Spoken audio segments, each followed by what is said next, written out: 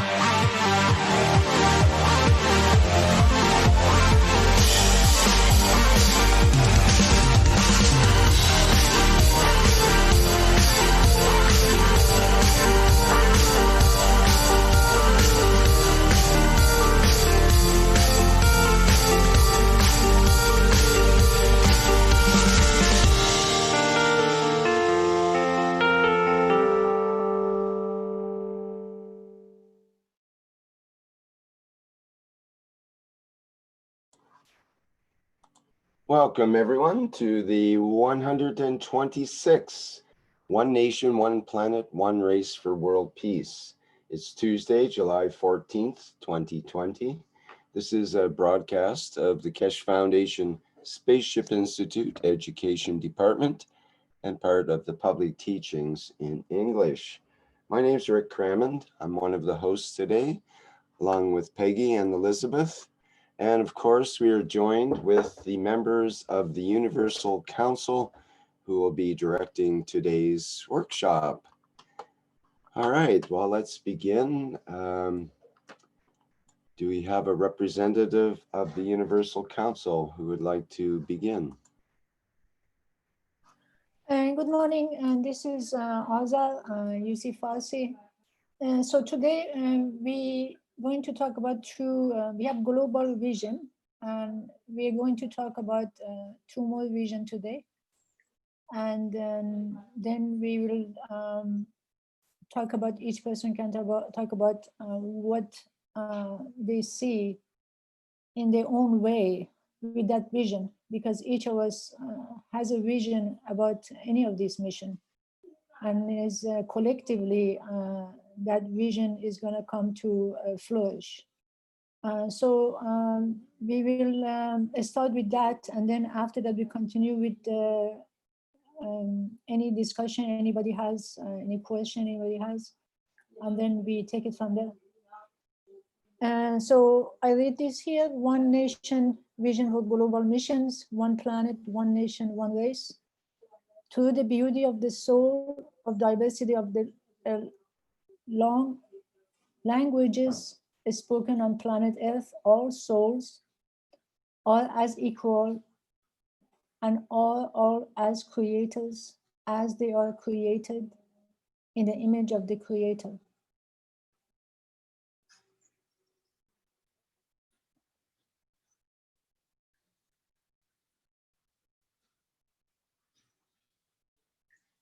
Rick, can we go to the next page, please?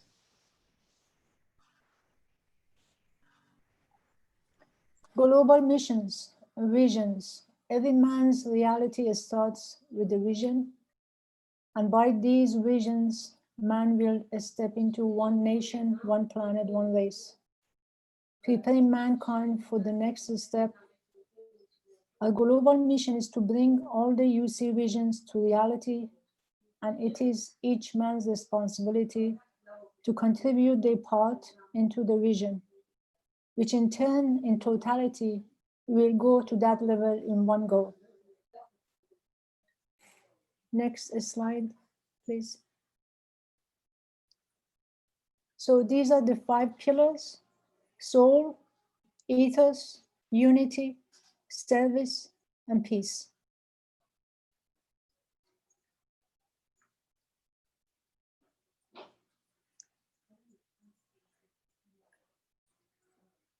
Next, please. Estefania, you want to read the job and employment? Yes, thank you, Azar. Yes, my name is Stefania, and I'm the Universal Council for the Italian language representative. And this is a job and employment vision. Our vision is that every man works when and where needed, and according to the wish to give and to serve freely. In serving man manifested the beauty and essence of the 5 pillars: soul, ethos, unity, service, and peace, and created and served for the soul. In this condition, job and employment are part of man past. And thank you. We're going to talk more about it later. If you, Rick, you would like to, change the slide. Oh, Azar, or shall I talk now a little bit? You can talk about it if you like. It's no problem. It's no rush. So shall I do it now, and then Emmanuel read his page, and then we can do question and answer? Yes, please. Yeah. Okay. Let's do that. Yes. Perfect. So job employment. So can you hear me properly? First of all, you can hear me fine? Yes. Okay, perfect. So job employment. So if you look carefully, what we wrote at this vision, so we said that our vision, it's that every man works when and where needed, and according to the wish to give and serve freely. So as we said before, after the post-corona, we're in this shifting period of time where everything is changing. There is no certainty, and a lot of people right now, they may be, maybe they lost their work, or they don't have job, or they cannot work for any reason. Some people are being affected greatly from what's happening with this pandemic, and how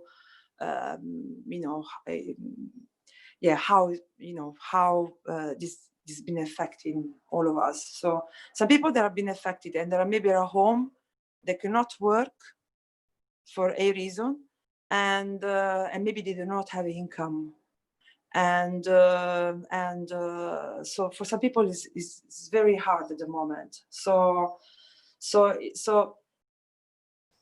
our vision was, okay, so we go through this pandemic, and when this pandemic is past, we can look back and reflect on how we handle the situation. So, for example, now everyone realizing that it's too much for the government, for the establishment to dealing with this pandemic. So, and for them, they decided to make certain restriction for the safety of people, and but at the same time, we discovering that this situation never happened before for humankind. So we have a lot of data and a lot of things happening that never happened before. So and this created a lot of problem for some people. Like I told you before, some people were struggling. So we should learn from this. We should learn that they were in a transition time where now people taking self-responsibility. So people now are in the time where each one of us have to take self-responsibility and also be united and be connected. So, for example, this is the first time that we have a pandemic like this, and we got internet, and we are connected more than ever. So definitely, as you noticed, in this period of lockdown, people start to get connected with their old friends, and we all start to getting educated even more. We have, and so and also, as you see, a lot of people start to do independent news, independent media, just try to get some information that to make sure is for the goods of the people, like we're doing right now. Right now, we're doing one planet, one nation, one race. And right now, we're all getting connected on one platform. Everyone is open. Everyone can enter this public teaching. And here we're all getting connected to get organized, to become self-responsible. We, of course, now get organized to see what we can do next, to have a better world, to make a change. So, okay, we started with a vision. We started with the ethos.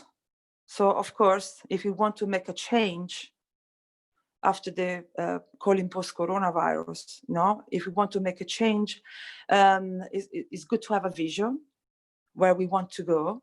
And you are all welcome to contribute to this vision. So when we're going to have the question and answer, whoever listening right now, doesn't matter in which part of the world you are welcome to make your question or give your contribution.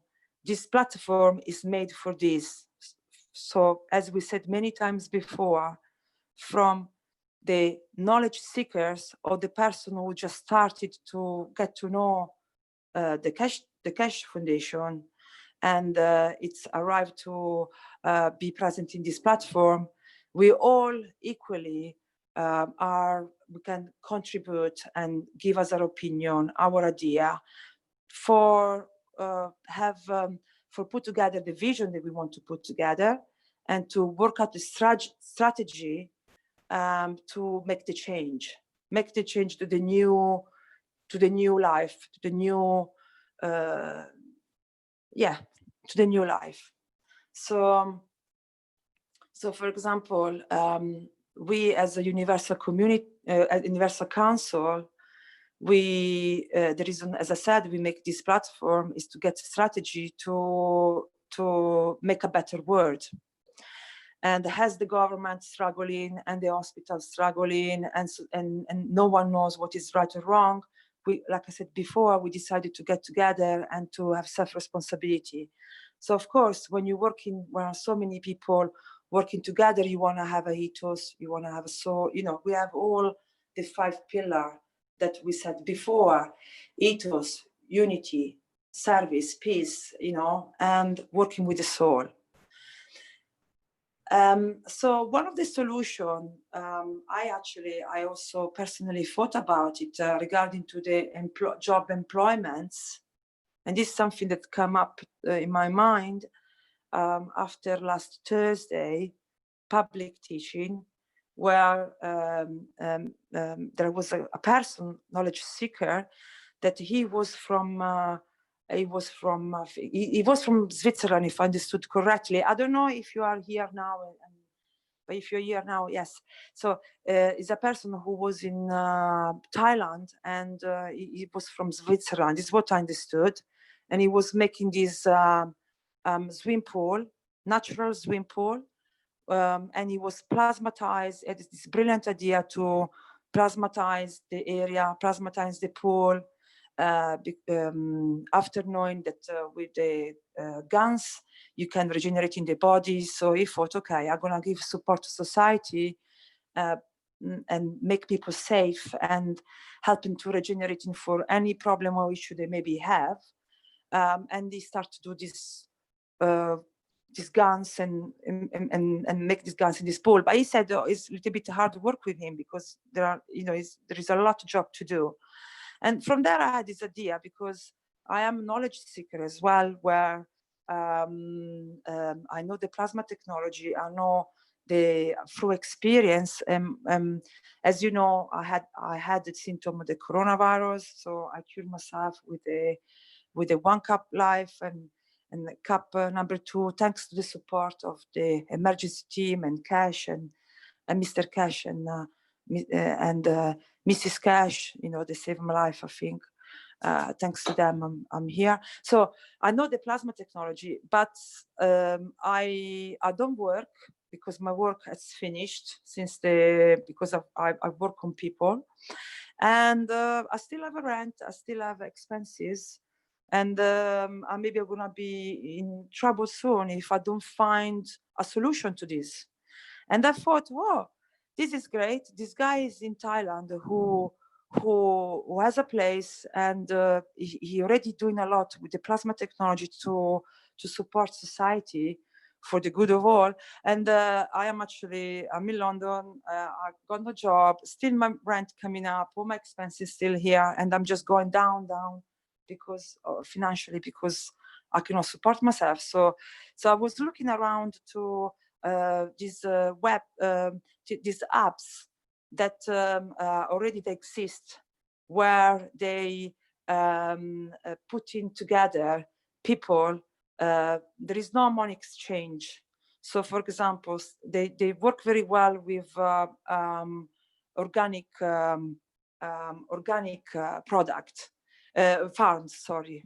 So people who want to work in the farm, they will look the organic farm, and they will offer manual work in exchange of food and accommodation, and they will learn about how the organic is made, and they can support the people in the farm, and the people in the farm, they can then have more people and produce more organic stuff. So I thought, why we don't do this as well with the Keshe Foundation? So I thought, okay, now we have many people that maybe are short of jobs all over the world, and maybe they need a place to live, and maybe because they cannot afford it where they are anymore, and maybe there are knowledge, and they're already knowledge seekers, or there are people who are just new to Keshe Foundation, and they are interested of learning about the plasma technologies for every reason. And so maybe they're looking for a practice, or maybe they don't have a place to have the lab, they don't have a place to practice. So I thought they could go to other people who are knowledge seekers, and then maybe they have farms and they want to plasmatize the farm, so they can give safe food to everyone who received the food. But even if we go away from the virus situation, maybe they think, okay, we're going to plasmatize the plants, because we already know, through already familiar to this technology, that when you use plasma in the farm, you don't have to use pesticide, you don't have to use fertilizer. The plants is happy because you're creating the environment for the plants to grow. The person who eat the plants grow much faster. It is not affected by the environment, so the farmer can produce better production with less problems. But like this can be also for other projects.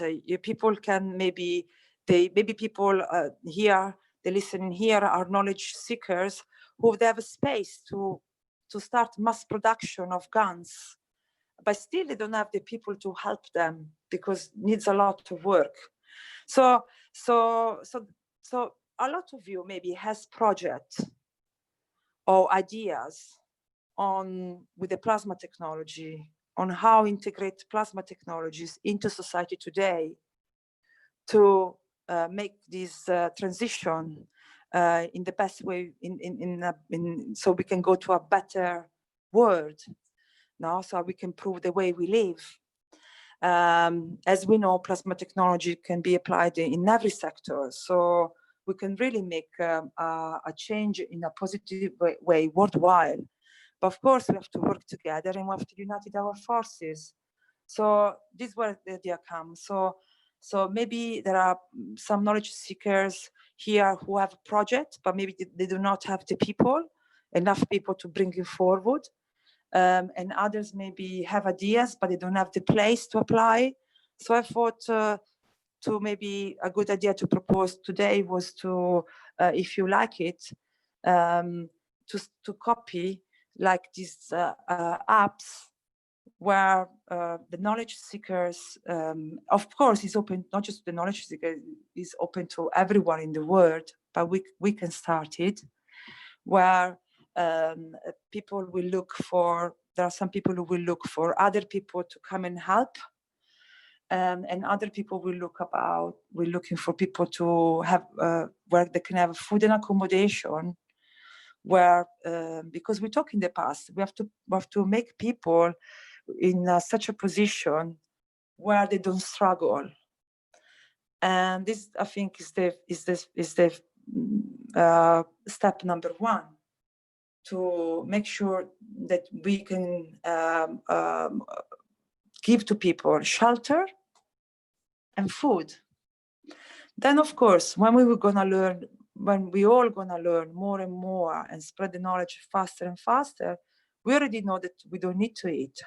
We already know that with the plasma technology, we can even regulate the heat and make shelter. But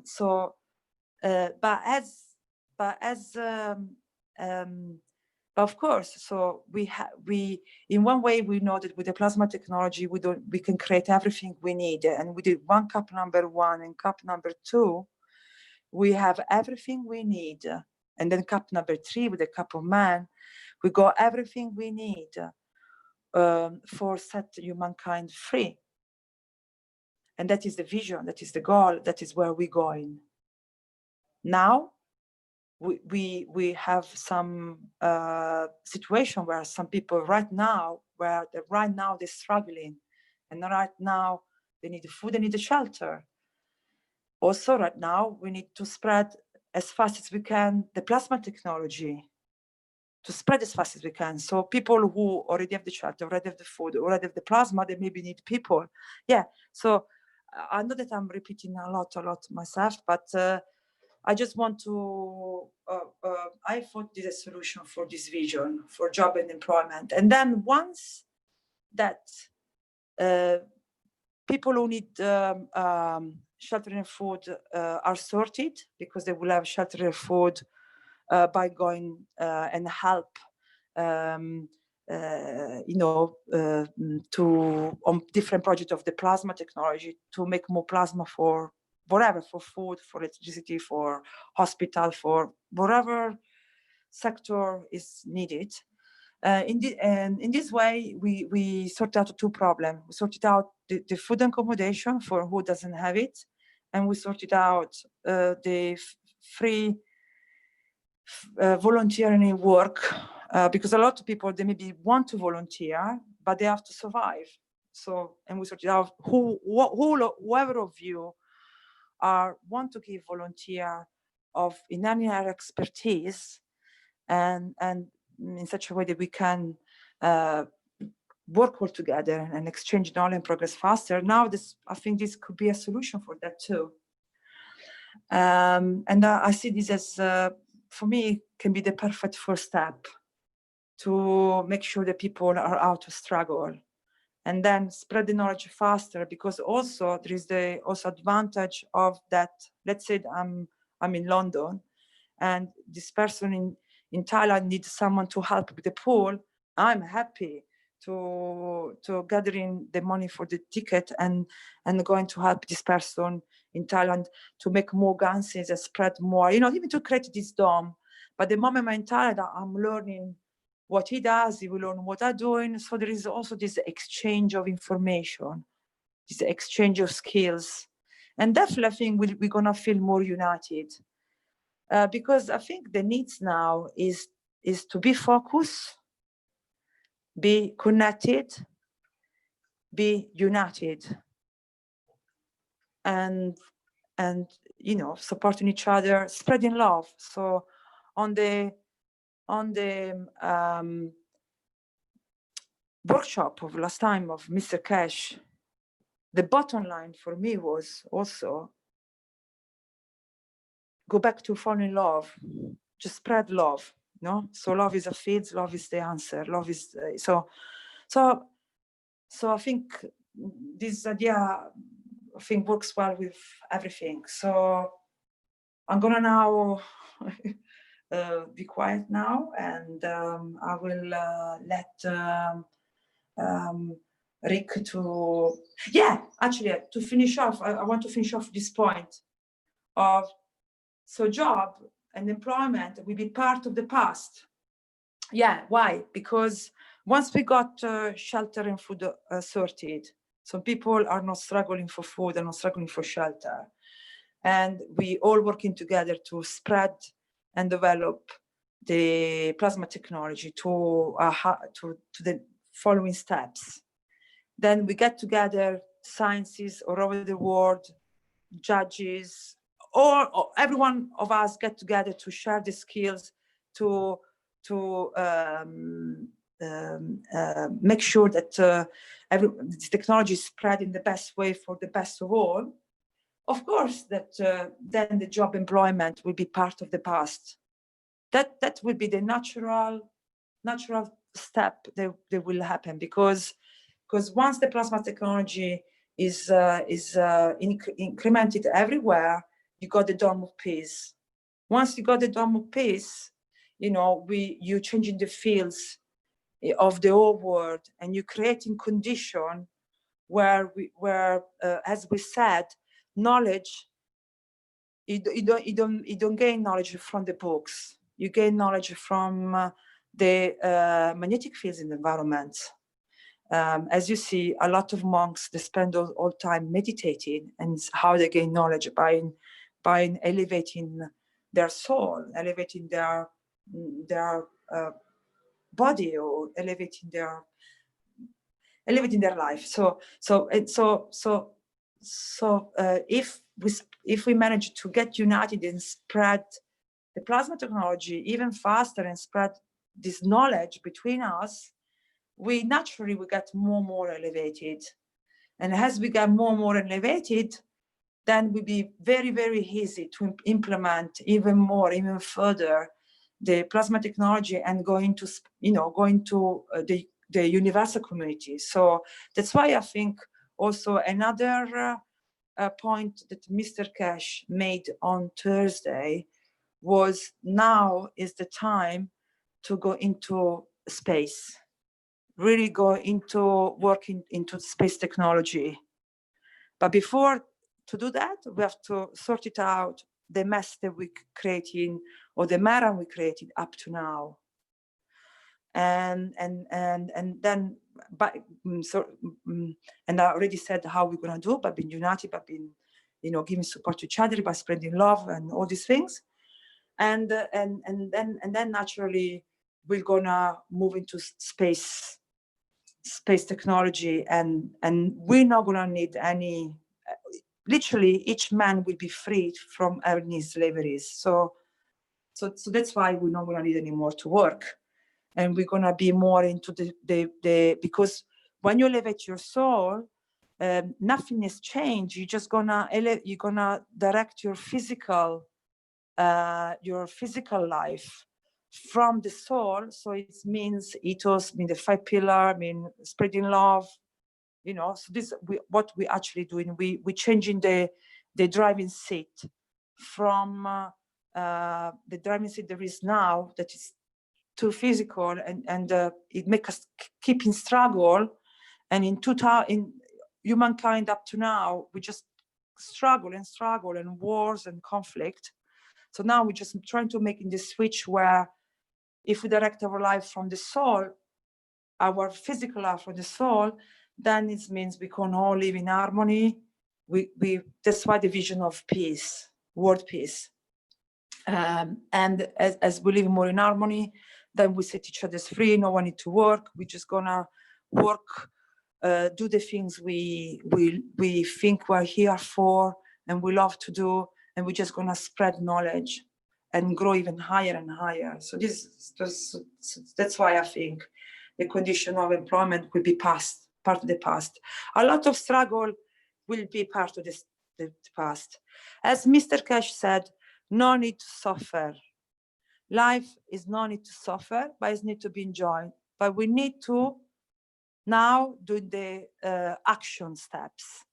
So again, that's why now every one of you that you are listening all over the world, now is the time for you to get involved, to be active and to be involved and to just give the best you can to make this vision turn into reality. And and to do that, we have to create condition. So we need to feel united and we need to feel connected. So I think I said over and over everything. So Rick, if I'm finished now, and we can make a question and answer after Emmanuel. He will read the next slide, and that please Stephanie, I'm gonna add something here to job and employment, if you don't mind. Azar. Okay, we have to ask ourselves one question. If we didn't have to support ourselves, do we want to have a job? Anybody would want to work? That's the question. That's one question. The next thing is, if we go back to long time ago in the past, most people, they chose their job according to what they loved to do. And as we progress and become more advanced, what has happened, more and more people are gravitated toward how much money I'm going to make if I choose. I mean, this is one of the biggest element in what people, how they go toward choosing a career. And so in the past, we had more people doing what they loved. And if you look at it, actually more men were in the marketplace of job than women. Women were more like a caregiver at home and take care of the household thing, cooking and cleaning and take care of children and going after education of children. And men were solely doing the job outside. And mostly, actually, practically, I can say 80% of them, they loved what they did. I mean, a doctor would become a doctor because they just loved it. And now I can clearly see it, especially I have actually one very close to me. My daughter was 2009, 2008. I think she wanted to become a counselor. She loved to become a counselor for young kids. She says, "Mommy, I love to do this." But then she checked. She says, "Okay, Mommy, even the higher level, they pay me $35,000 a year. So how I'm going to live in New York City with $35,000 a year?" So she went to school for that. This for a year. She got a loan and everything, but then she quit because of that. And then she went and she became a nurse. Because she said, okay, with the nursing, I can make good money. At the same time, I take care of people who are sick. That's something I would like to do. So after she became a nurse, she got a job, her first job in California. And then she started to see how the hospital setting is, and then she hated it. From the care they were giving to the patient, because her character is totally about care. And she would care for people. And she says there's no care. And she had a shift that was night shift. And she said, "Mommy, do you know, I go to the supermarket in the morning. I finish at 7. I go to supermarket in California. I think they sell wine in the supermarket, I think." She said, "I get a bottle of wine, a bag of cheese and a salsa, and I go home." And she says, "If I become like this, I'm going to become an alcoholic." So anyway, she finished a year in California. She came back here.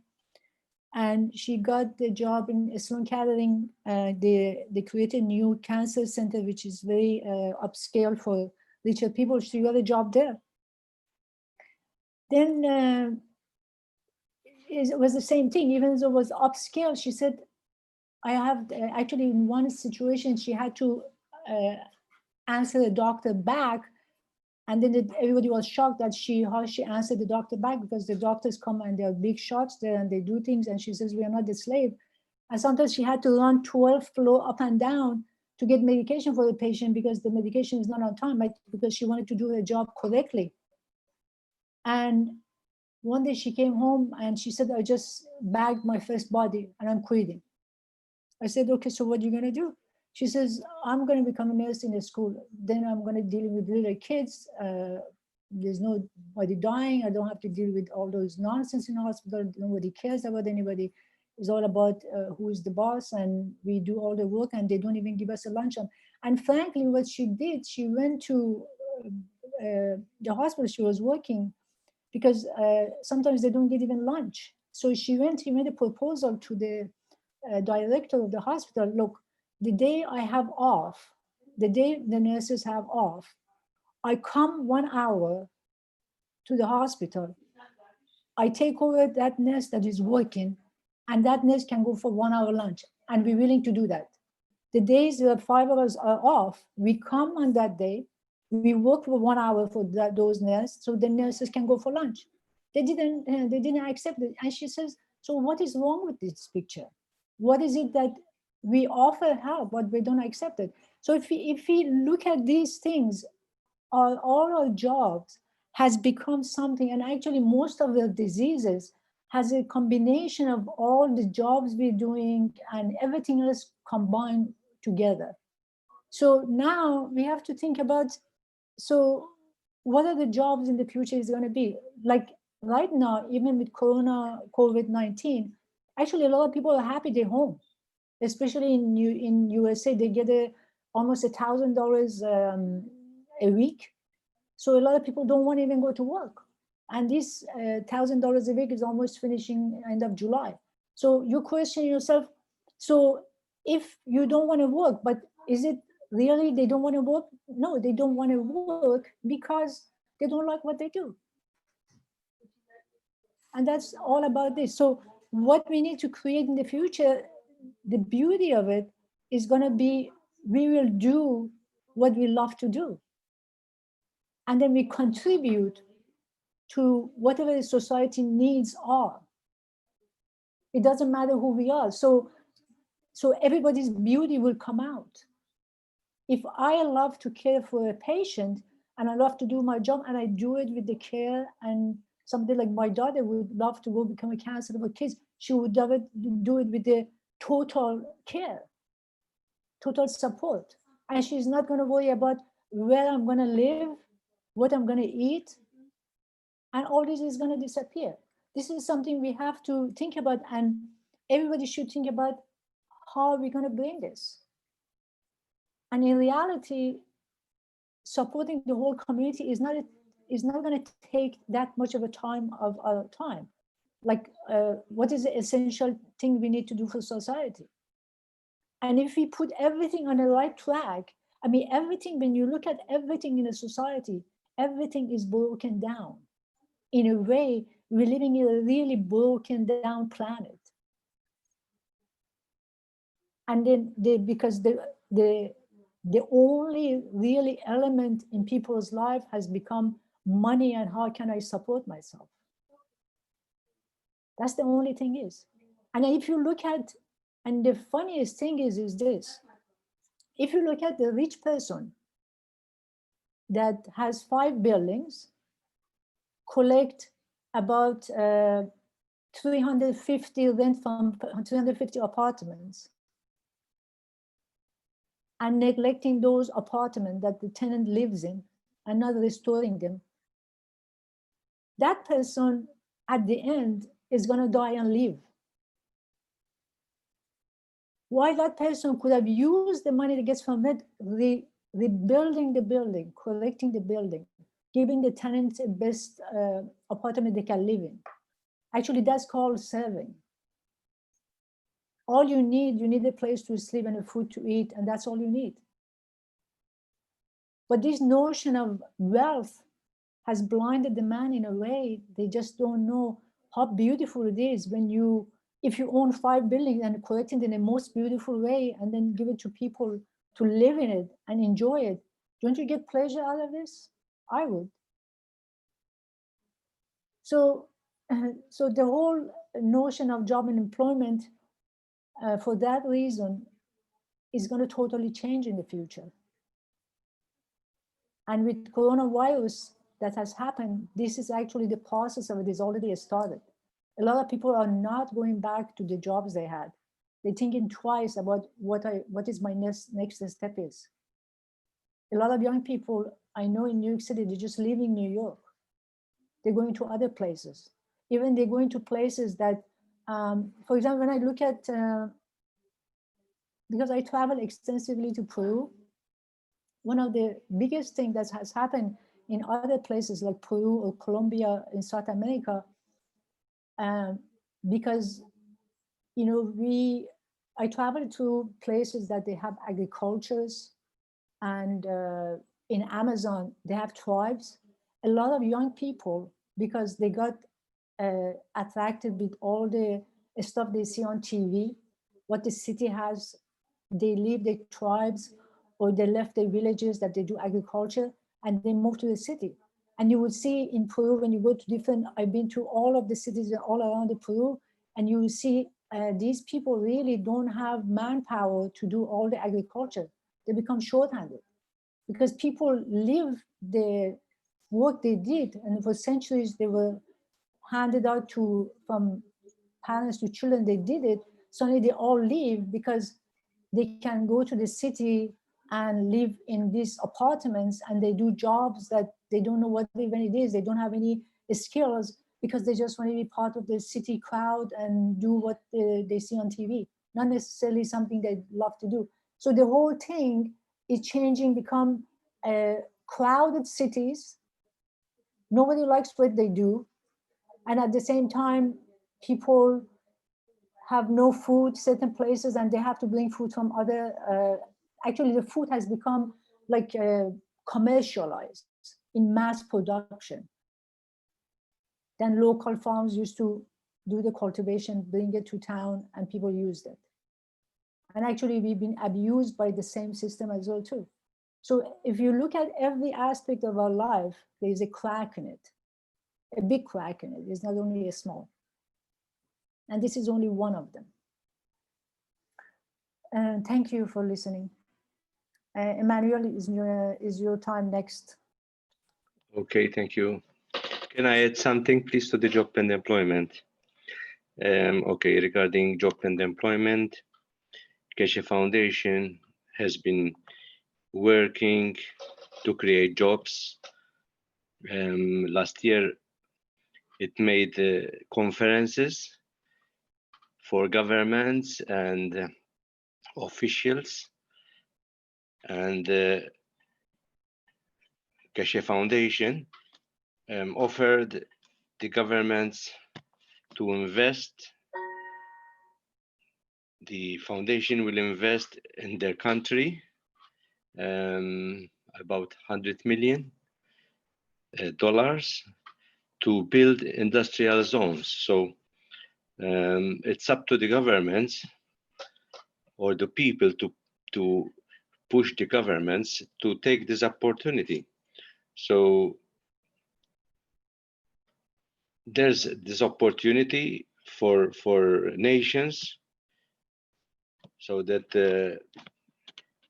KF Global will invest in their country, not one factory, but a whole industrial zone. It means many different factories to produce plasma products. So this time, which is very important because of the post-corona, many jobs were lost. So it's the time for the governments to take this opportunity. Okay, so Keshe Foundation is not doing it for free. I mean, if he employ people, he will pay them. So he will teach the people to train them for the job, still pay them, and then, so it's up to the governments to take this opportunity. From our side, Keshe Foundation has been working on this from last year. And it even started producing products, especially the enhancement unit. So it's not just on paper, it's a reality. If there's unemployment in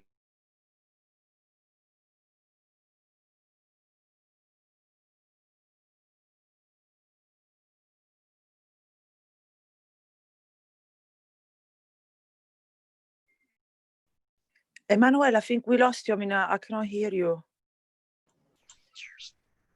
Yes, we seem to have, the microphone shows open, but we're not hearing your voice, Emmanuel. Something happened to the microphone connection.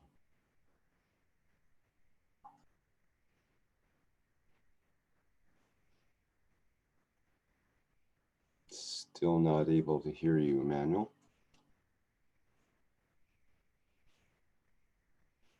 Yeah, meanwhile, we're waiting for Emmanuel back. I thought it was great what Azar said and what Emmanuel is saying now. Very good. Yeah, so I just want to, I forgot what I wanted to say. I want to make a point, but I forgot so I have to have, cannot remember what I wanted to say now. I wanted to make like a comment. Yeah. So yeah, now I remember. So for example, this morning. I'm back if you want. Are you back? Okay. Yeah. Please go back. Yes, please. Yeah. Oh, thank you very much. Okay, carry on. No problem. So what I was saying is, I would just say only. I just wanted to say that like this morning I saw this video. No, Emmanuel. I saw this video where this doctor. And I share it in the chat of the Telegram chat and etc. Where 3 doctors took in charge. They said we're gonna do independent things from the government, just because we see them struggling and not doing the right decision for the goods of all. And they call for getting together like we're doing to gathering information and gathering solution to make a better world. Is there a translation for that? Because it's in Italian. I tried to listen to it. And you know, because that one comes from a radio station, who also they did that. They start to make an independent radio station because they want to have more clear information. I will see if I can find the English version, but it's connected to what you were saying. That now we need to, if the government is a little bit lost, we need to, because the government represented us and we represented the government, so we need to start to helping them to take the opportunity like you said. So if already this has been done for a year and so it can create jobs, so it's up to us people now to get together and make, push these things forward so we can make the switch. That's it. Sorry. Thank you, Manuel. Very interesting. Welcome. Okay, I can read the next slide, please.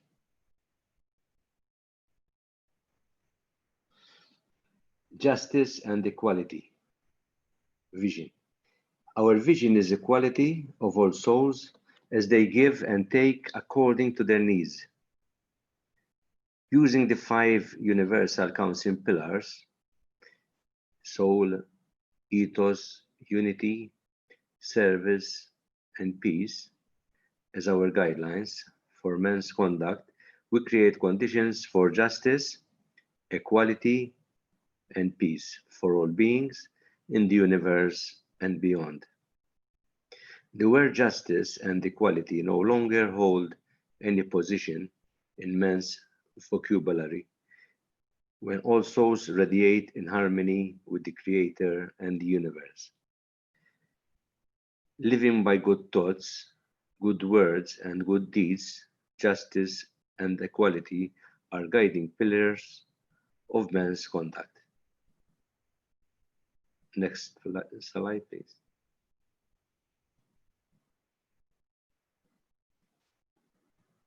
Okay, here we have the links of the documents and contact emails. Next one. Okay, now there's question and answers and comments. So you carry on, Nazar.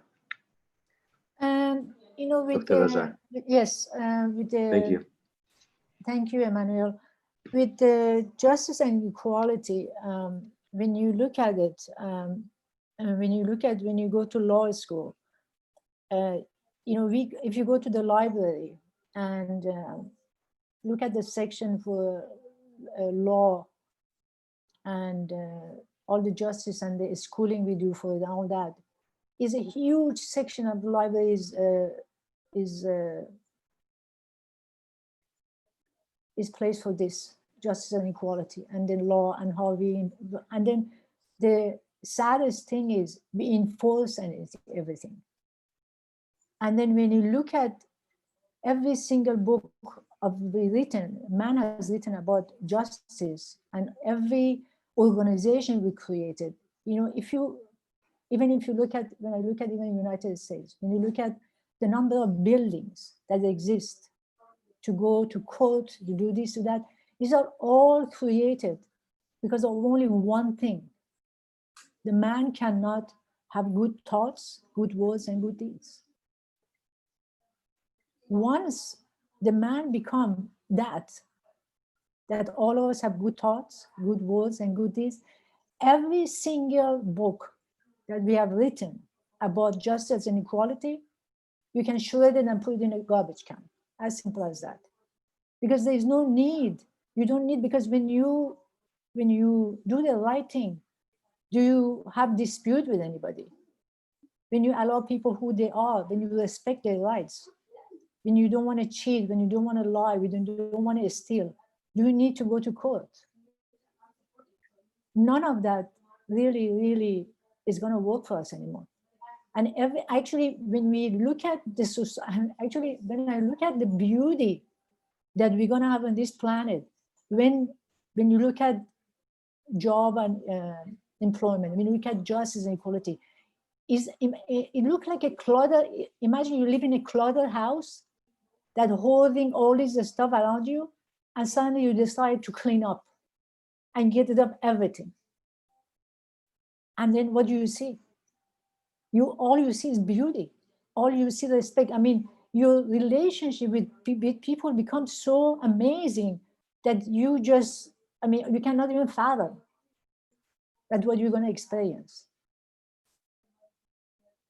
It all becomes joy because there's nothing else exists. Nothing else can exist in that kind of a world. And if people understand it, that with this kind of thing we created, is so much clutter, is so much garbage in our head, that once you get rid of it, you simply enjoy anybody in your life. You simply can walk by somebody in the street and just have a smile on your face.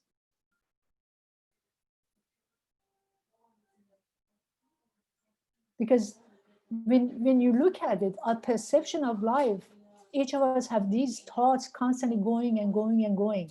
And we look at everybody, everything as a way of, as if it's just like the body has become this computerized recording, that every morning you wake up and you have certain thoughts and emotion, and you just take it over to other people and throw it at other people. This is all creation. And then because I can give you an example of myself, like say 10 years ago, I would wake up in the morning and then I have all these thoughts when I think about it, and I keep thinking about where did they come from? As if it was computer generated. But when you become conscious of your thoughts, when you become conscious of the words you want to say, when you become conscious of what's going on around you, and you live really life consciously, every step of it, then you start to enjoy. You will start to feel more. And what you feel, you're going to feel more beauty. Actually, life becomes so easy. And sometimes you wonder, what happened here? What has changed? It's all about, we become more conscious. As if you take your physical soul and you take your soul and you make a distance between them. And then your soul, actually, you look at, you are the soul and the physical soul, two different things. And you look at, your soul is looking at the physical soul and watch every step the physical soul does. Actually, this separation that you create, that's how you see yourself. And so every step, when you wake up in the morning, actually, when you wake up in the morning, you create your day the way you want it. Not the way the day is going to go, because you are the creator. So how do I want my day to be? So with everything, look at everything we do, justice, equality, job and employment, take a look at every single of them. You will see we're going to have so much to throw out, so much to clean up, so much to just let go. Our libraries is going to become empty. You're going to create things that comes from within us. Maybe it comes from galaxies, unicorns, universal community. We're going to fill up the planet with more beautiful stuff, not spending our time talking about things that really doesn't even serve us. Thank you. And Azan, I would like to add something as well about the justice equality, if I can. Yes, for example, I'm always referring to this video because for me it was oh my God, this morning is good. So for example, these three doctors, justice equality, because what if, for example, they noticed this doctor and they also said we need to have justice and equality. For a reason, if we go no justice and equality, things will happen like is happening in the past and like is happening now, how we see society, how is it happening now, where because when there is no equality, some people start to gain power, then they start to even sometimes not being partial on giving out knowledge. They will be creating things that will be more that advantage to gain more power. So this, for example, is what makes those people starting, for example, this group, because they said, if you notice now with the pandemic, what happened is some people benefit from this pandemic. There are some people who benefit, so their intention is to find out who is benefit, who is the person who is benefit. And because they see not equality, they see that the law has been changed a lot during the pandemic.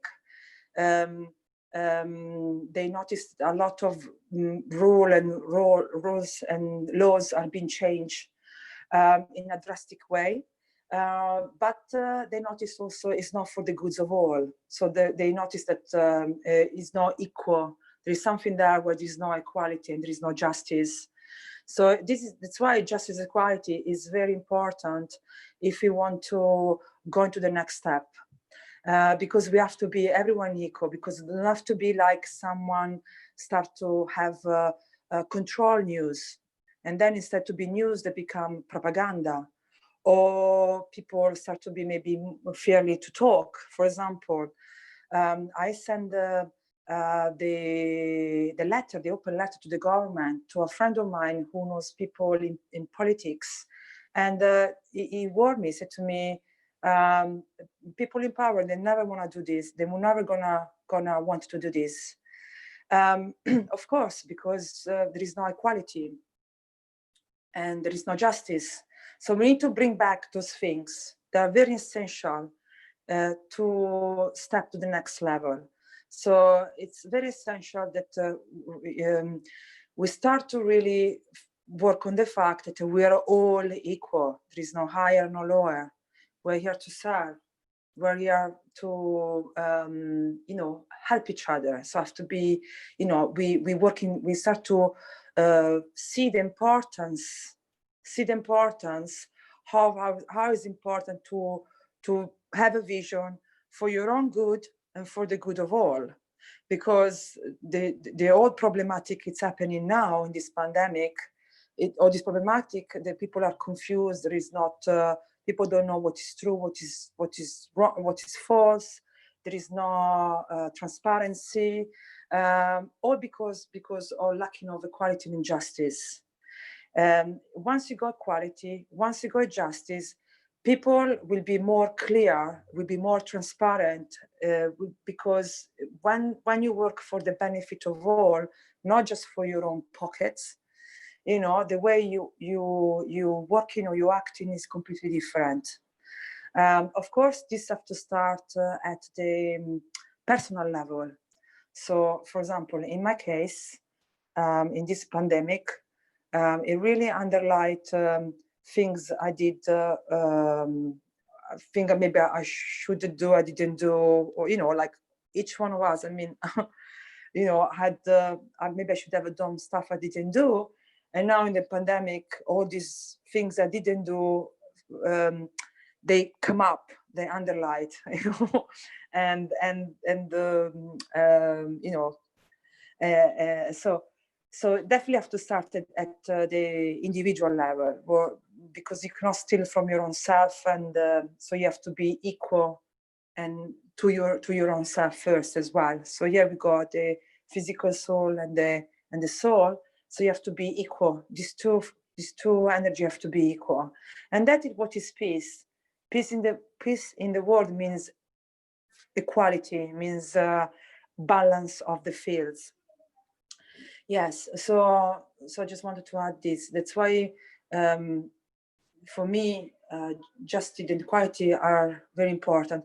For example, this doctor, they knew very well the law, because one of them put out a little book out, and he said, in the constitutions, it says that when you see that the government or they don't know anymore what to do, or they're lost, or they are not anymore transparent, or they don't work anymore for the goods of the people can, by law, be in charge. We can get the charge. And one thing they said that it was really very nice to hear, they said, doesn't matter if the government does those mistakes, and those mistakes cost people lives. Doesn't matter if they do it in purpose or if they didn't do it in purpose. Already mean they're not capable of doing whatever they're doing. And if they're not capable to do whatever they're doing, we need to step up, because the government represented us as the people. So we need to step up. I know that we are not used to. We have always been used to being told what to do, and what, you know, we always have somebody else told us what to do and what is good, what is right. But now is a time where we need to get to know ourselves, get to know what is right and wrong.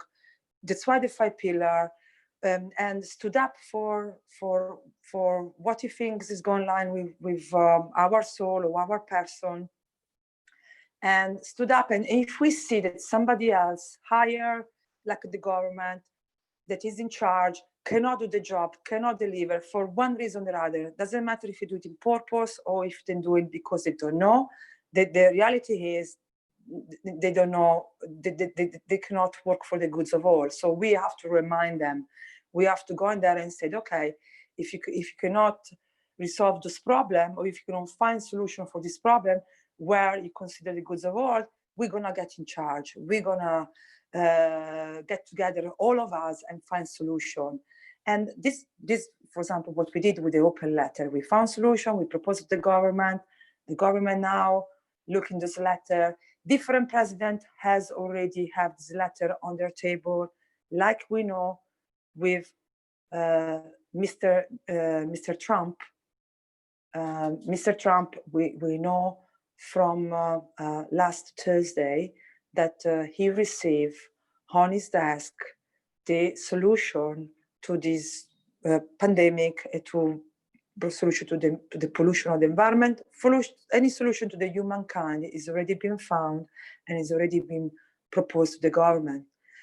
So now we're waiting how they react, but it's then we have to be ready to start to be in charge, to be self-responsible. And if they cannot still know what to do with it, once we propose solution to save many people's lives, if they still don't know what to do and they're going for option that can cause more death, that can cause more people's lives, that can cause more mayhem, they maybe they don't work, they work just for the benefit of few.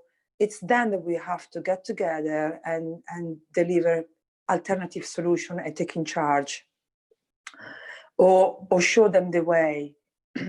One of the two, you know. So, and this is also connecting to the workshop that Mr. Keshe talked last Thursday, where is arrived the time where you are in a junction.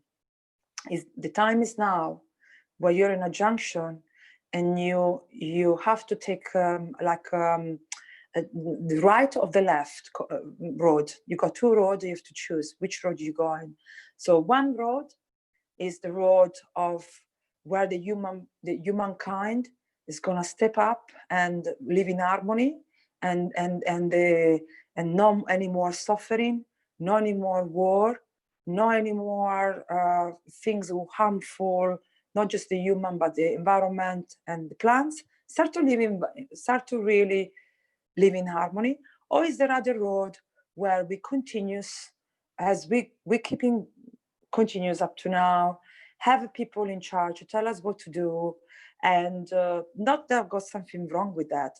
The things is when you know, the people in power start to don't do the interest of the all people, is where things don't work. So we're gonna repeat the same things over and again. Keep staying in wars, have people starving, have people dying of starvation, no jobs, no food, no shelters, you know, have all these problems that we always have. Gone 9 to 5 to work all your life until you drop dead, and then somebody else work for you and still not have enough to give food for your family. Or so these are the two roads. So it's time to pick one of the two. But the one where is set up the freedom is the one where we are creators. So we creating our own future. So this is what we do in this platform. So we are writing the map.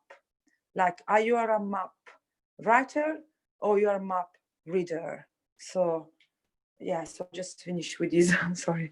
So if so we can go to the question and answer if Emmanuel want to add anything, or anyone else want to add anything.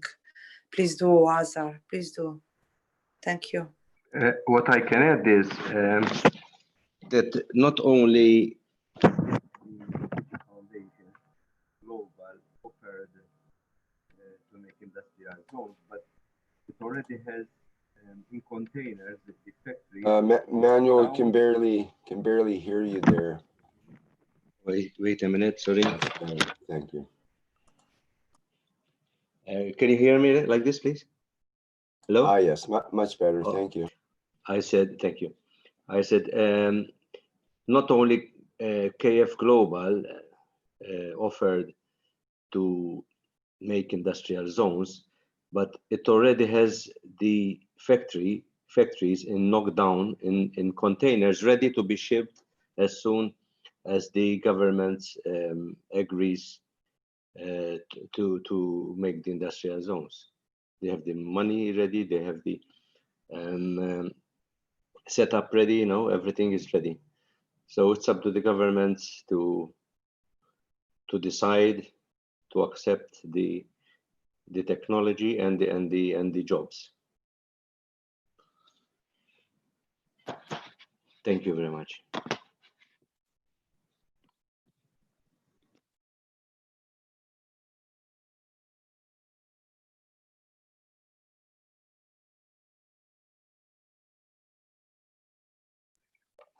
Rika, we can go to the next slide and question answer. So if anyone here of knowledge seeker, or anyone who just met us, or anyone who listened what we said, is anyone here has something to say, something to add, something to suggest, or please do now.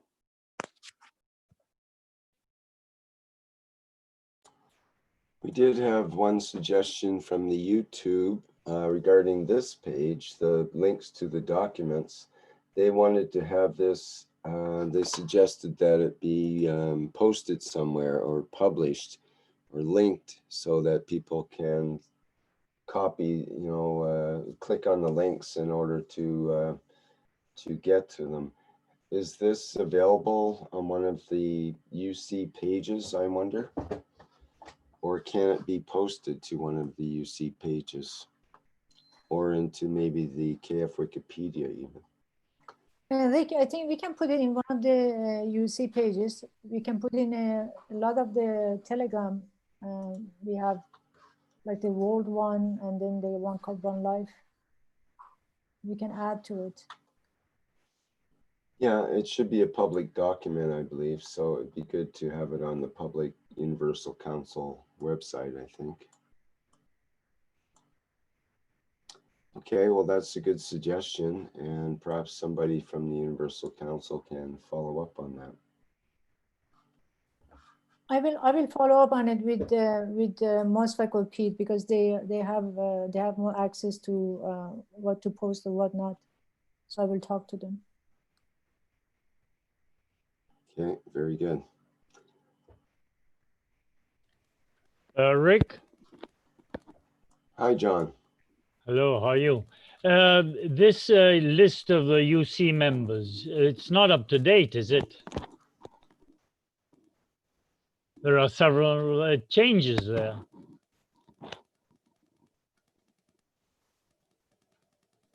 And we have to update this because there's some UC members who left, and so we have to just revise this. Yeah, Revise the email, John. At least two have changed, or I think have changed. The Yes. Portuguese, I think there was a problem there, wasn't there? John, we know the Danish UC member, she has gone, and then Ursula with the Spanish, Yeah, Spanish, yeah. she's gone. So these two people I know, and then the rest, they're still okay. You just have to the Portuguese, if you were there on Friday, there's a biggish problem there. Okay, John. Well, that can be worked out in the background, and yeah. we don't have to discuss that now. And we will take care of it. This can all be worked out, and this new document can be posted with the corrections made to it. So it's not a problem. Okay, let's carry on. Any other questions or comments? I mean, like, if anybody either on the panelists or attendees, and they have a vision about justice and equality and job and employment, if they want to add to what we discuss, please do so, because I'm sure you guys have your own vision how you want to see this. Okay, good. And I'll read the comment from Mark in the, unless Mark would like to, well, he wrote it, but I'll just read it. A comment in the chat that came up earlier during this discussion, I think from Azar about the employment situation and so on, how people aren't much into their jobs. Mark says, most don't love the current structure they're in. And as a matter of fact, they hate the current structure of working to live. Keshe Plasma technology offers us the ability to live to work and enjoy doing what you like. Society increases productivity exponentially. happy and satisfied citizens. Under these conditions, it's easier for people to flow into. I think you had something else you wanted to add there, but it got cut off in the chat. I wanted to say, under the conditions of the corona, it's making it very, people's ears are wide open for solutions to this dilemma. Mm-hmm.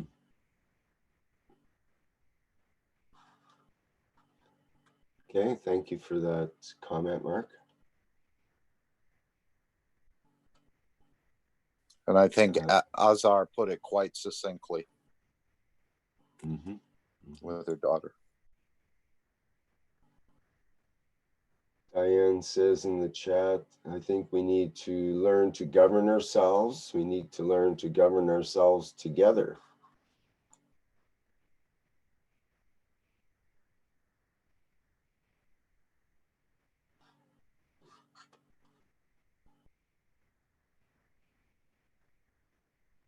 I want to say something here.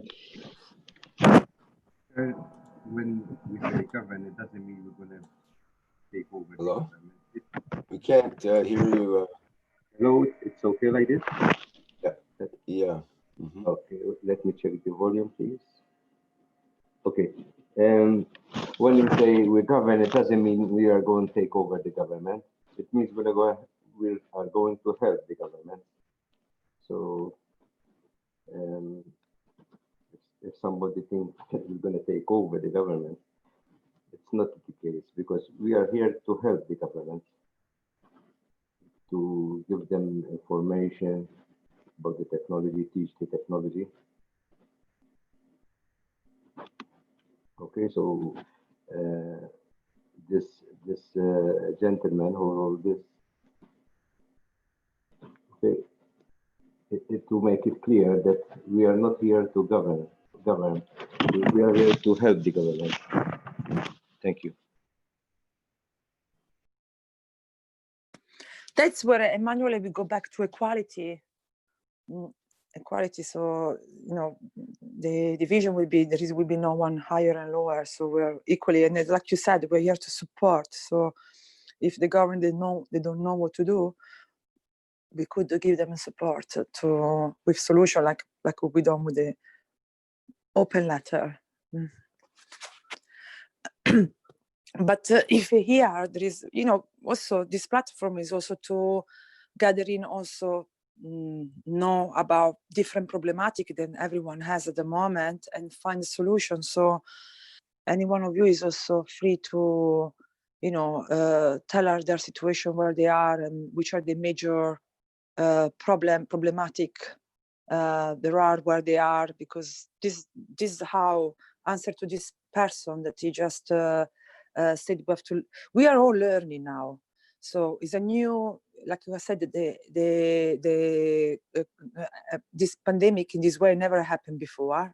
Never before the whole world together was in the same situation. So in one way, we're already united, because we are all going through the same, more or less the same situation. So for the first time, it's not just happening somewhere in the world, but it's happening worldwide right now.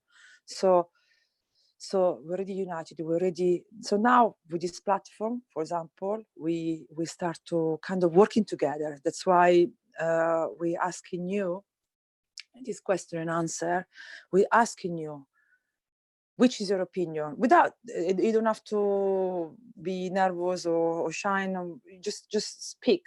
So in this way we know your situation, which are the problematic where you are, and we can speak about finding different solution. If someone has got ideas, somewhere this process anyways already started, like Azar said. But as we're going along, we're gonna progress, improve, and get better, you know. So there is nothing to fear, nothing to be scared, nothing. We just gradually going into this new way of thinking, a new way of working, a new way of everything, and then we're gonna end up with a new world. Yeah. Okay. So please, if anyone's got any other question or answer, please speak up now. Stefan, I'm gonna well, go ahead. Who is this? Dean? Yeah, yes. It's Hi, Doug. guys. It's Dean from Oh, UK go, here. Dean, go. Oh, Go- thanks, Doug. Thank you, Doug. Yeah, I've got a couple of questions or a couple of things I could comment on. I've noticed in the, I'm in France at the moment, and I'm in a small, very small town. And I've noticed that it's crumbling and there's lots of, there's a beautiful structure here. Very, very beautiful structure. But the youngsters are moving away from, it's a beautiful area in a wonderful location, but the youngsters are having to move their positions to find work, to support their families or to support themselves. So they're leaving and they're going to the bigger towns and cities to work, to have these jobs. So with the Universal Council, you're saying that the funding's there, everything's set up, the governments have all the requirements they need, they have all the backing that they need, they have the infrastructure there set themselves. So how are we going to change the conditions for the youngsters so they can stay where they are, they can communicate and help their communities, so they don't have to move away to cities and leave their communities and then break up the family and the whole procedure starts again. So it would be beautiful if families started to work together, both physically and emotionally, on many levels. And that would be, from what I've seen this in France. I've also seen this in Britain. When I've been in Britain, there was a lot of the towns, especially the holiday resorts around the coasts. Certain ones were packed solid in the summer months, but come the winter, they were desolate. There was no one there, and it was the same problems again. So it's a great shift of peoples, just because the environmental conditions of the heat, and the having to have a holiday to have a beautiful time for 2 weeks a year, as Mr. Keshe would say. But wouldn't it be lovely if everybody could have that time all the time, as the Universal Council is setting itself up to position itself so that it can hand humanity this chance. And I can't believe that governments around this planet would not want this beauty for their citizens, because they're being handed a most precious gift, a very precious gift. And I think humanity is now at a point we need this gift. And it would be a wonderful thing for many families all over this planet to receive this nourishment that we've all wanted for such a long time. And thank you, the Universal Council, and everybody involved with the Keshe Foundation, because you set something up that is incredibly powerful and so beautiful. Thank you, guys.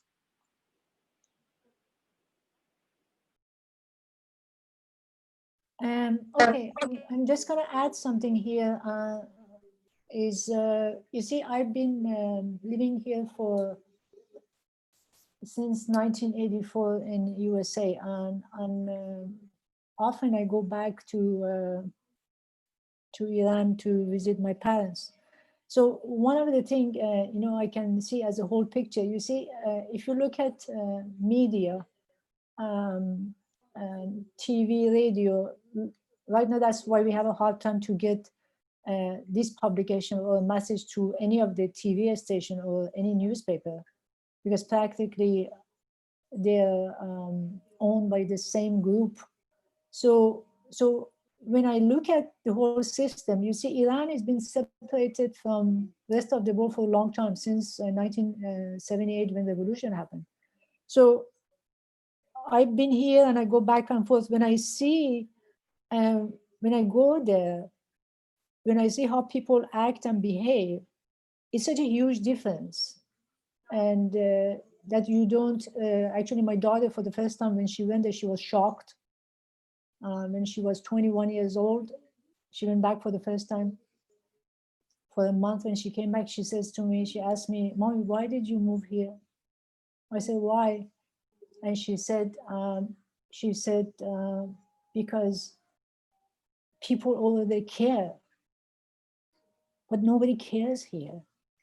She says people drive 70 miles, 100 miles to come and see me, or they come and pick me up, take me to someplace.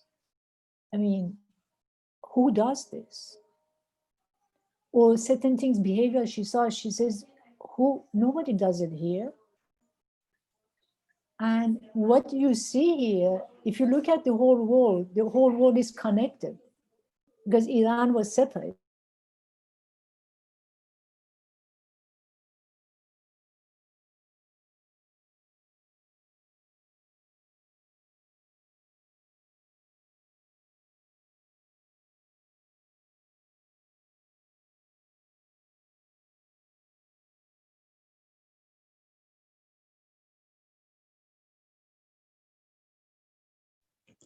Azar, it's Dean again here. So from what I understand about Iran and from the teachings of Mr. Keshe and the interactions that I've had, it seems that the family structure in Iran is incredibly beautiful. They look after their people, the family. And it's a beautiful place that we're told many things in the media, from a controlled media that is controlled from a central point. And then from this, it spirals out. So no one can have any real comments.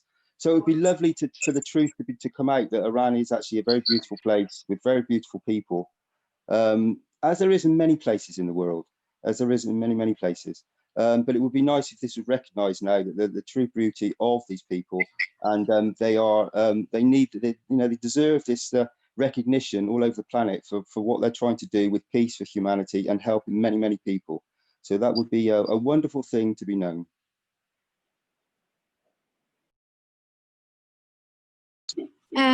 Sorry, I think my system here doesn't work, so it kicks me out. I apologize for that. So what I was going with this is this, because, when we have our own jobs, we call it our own life, and we got so much separation here. What is happening, then the isolation happens, and we are more prone to accept what we were given. We just become like a sheep. We just do one thing, and then we actually more so I see here than any place else, because we have so many homeless here, or people lose their job, they have no sort of money. But when I look back, when I give you a story. One of my relative, he's a dentist. He has his own family, 2 children. His mother lives with him. Then his sister's husband during the Iraq war, he had to go to war. So he got killed. And she has 2 kids. So the brother brought the sister with the 2 kids, brought them to their own house, and he took care of them as his own family. Because that system still exists there. So people still do that. But in this society, you don't see it. And then I call it American way, is been imported everywhere in the world. And that's why at the end of it, you see they want to take over everywhere. That's what I'm doing, like all the system is with the coronavirus, whatever they created, vaccine, whatever they want to do, I don't know what is the agenda, because they want to create the whole system as one and globalize it and control the whole planet, like all of us, like a sheep. But then their plan actually fell apart by they want to go to Iraq and Syria and Libya and Lebanon, Oman and Iran take over, because these 5 countries, these are the only 5 countries, they don't have the same banking system. So everything for now is collapsed. And right now we have to think about this. What is it that our job is? What is it that we need to do? For example, one of the things I notice about myself, even if one day I get up and I go through so much of everything hassle and I go help some other people, and I come home and I haven't have any food, I haven't done anything, I didn't take care of myself. When I come home, when I took care of so many people, when I come back home, it's 7, 8 o'clock at night. When I look at myself, I look good and I feel great. And I was questioning myself, what is this? That I wasn't home, I didn't have food, I wasn't sitting in a comfortable chair, but why do I feel good? When I realized when you start giving to other people, you feel good. And actually, this is our true nature. But then we actually psychologically created this boundary for ourselves. This is my time to have breakfast. This is my time to work. This is my time to have lunch. This is my time to sleep. None of this really matters. It doesn't matter if you eat breakfast or lunch or how much you sleep. None of this matters. These are all our creation. Psychologically put ourselves in these cages, boxes that is very important to be like this. And we accepted it. But frankly, it doesn't matter. I look at Mr. Keshe. Mr. Keshe works 22 hours from 24 hours, sometimes I think 24 hours. So why this man is not tired? And he has more energy than any of us. Because he's constantly giving and he gets back so much. And that's the key, that we have to break these boxes we put ourselves, that, I have to eat this, or I have to have certain sleep. Just get out there and just do whatever you need to do. Go out of your way. Break the barrier. This is what we need to do to bring that society, that planet we want. Thank you. That's why, Azar, to add something here, just how you hand it, because for me it's very important to be clear on this point, because it was something I found a problem with myself. So you have to give your best, but you have to always remember to do not steal from your own soul. So that means you don't have to give everything you have. And then you think, oh my God, and now what I'm doing? I mean, I try to add, maybe it happened to you many times, it happened to me for sure, where I want to help, and I help too much. And then I come to a situation where I am in trouble now, and maybe no one helping me, something like that, no? But why the dynamics happen? Because if you help, you should get help back. That happens when you're stealing from your own self. When you helping someone and you don't even know how to help yourself. So and then that creates a problem, because it's not how the universe works. The universe is very clear. You cannot steal, so you cannot steal from your own self as well. So that's why it's very important. It is something that Mr. Keshe taught us in the Mojan, and I will never ever forget. And I think it's very useful tips that I can give you. And that was, when you wake up in the morning, you have to pretend like if you won a lottery. And then you have to start to, okay, I have to imagine that I can have everything I want, everything I need, everything is there for me. So then the next question is, what do you want? What do you need? Because if you can have everything you want, then you need to know who you are, what you need, which is your need, what you want. So, and that create me to another path where even that one is quite a big question to answer. And so after you know what you want and what you need, only then, because as we said many times, the only way that you can help somebody else is when you help yourself first. Otherwise, it doesn't work. So once you know what you want, once you know what you need, and you make your best to cover up all your need, what you really need, so you cover up your needs, then after you cover up your needs, only then you will be able to help others. And this is a point I wanted to make, because it is a point where if it's not clear, it can get confused, where you give everything away, everything you have, and then you have a problem. And maybe you didn't manage to help whoever you wanted to help because it was not enough or something like that. So you don't go anywhere. So that is very important. That's why I go back to the fact that now is a time of taking self-responsibility. Now is a time where each one of us truly have to understand who they are. That's why in the 5 pillars, we got the soul, part of the 5 pillar, because the soul is what you are. So you really need, that's why in the plasma technology, we spreading knowledge to elevate the soul. So we spreading this new way of thinking. I mean, it's not new, it was old, but somehow it get cluttered and distorted on the way, where you learn, where you have to know who you are. You have to know, you know, how the universe works, because that is the first things. And then from there, once you know you are, then all the rest, you know, comes along. Yeah. So I just want to make a point on this. Yeah. Thank you.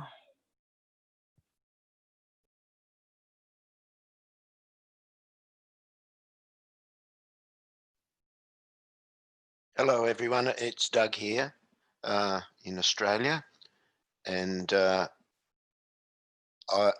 I wanted to update what's going on in this part of the world, where the coronavirus has taken on a new form.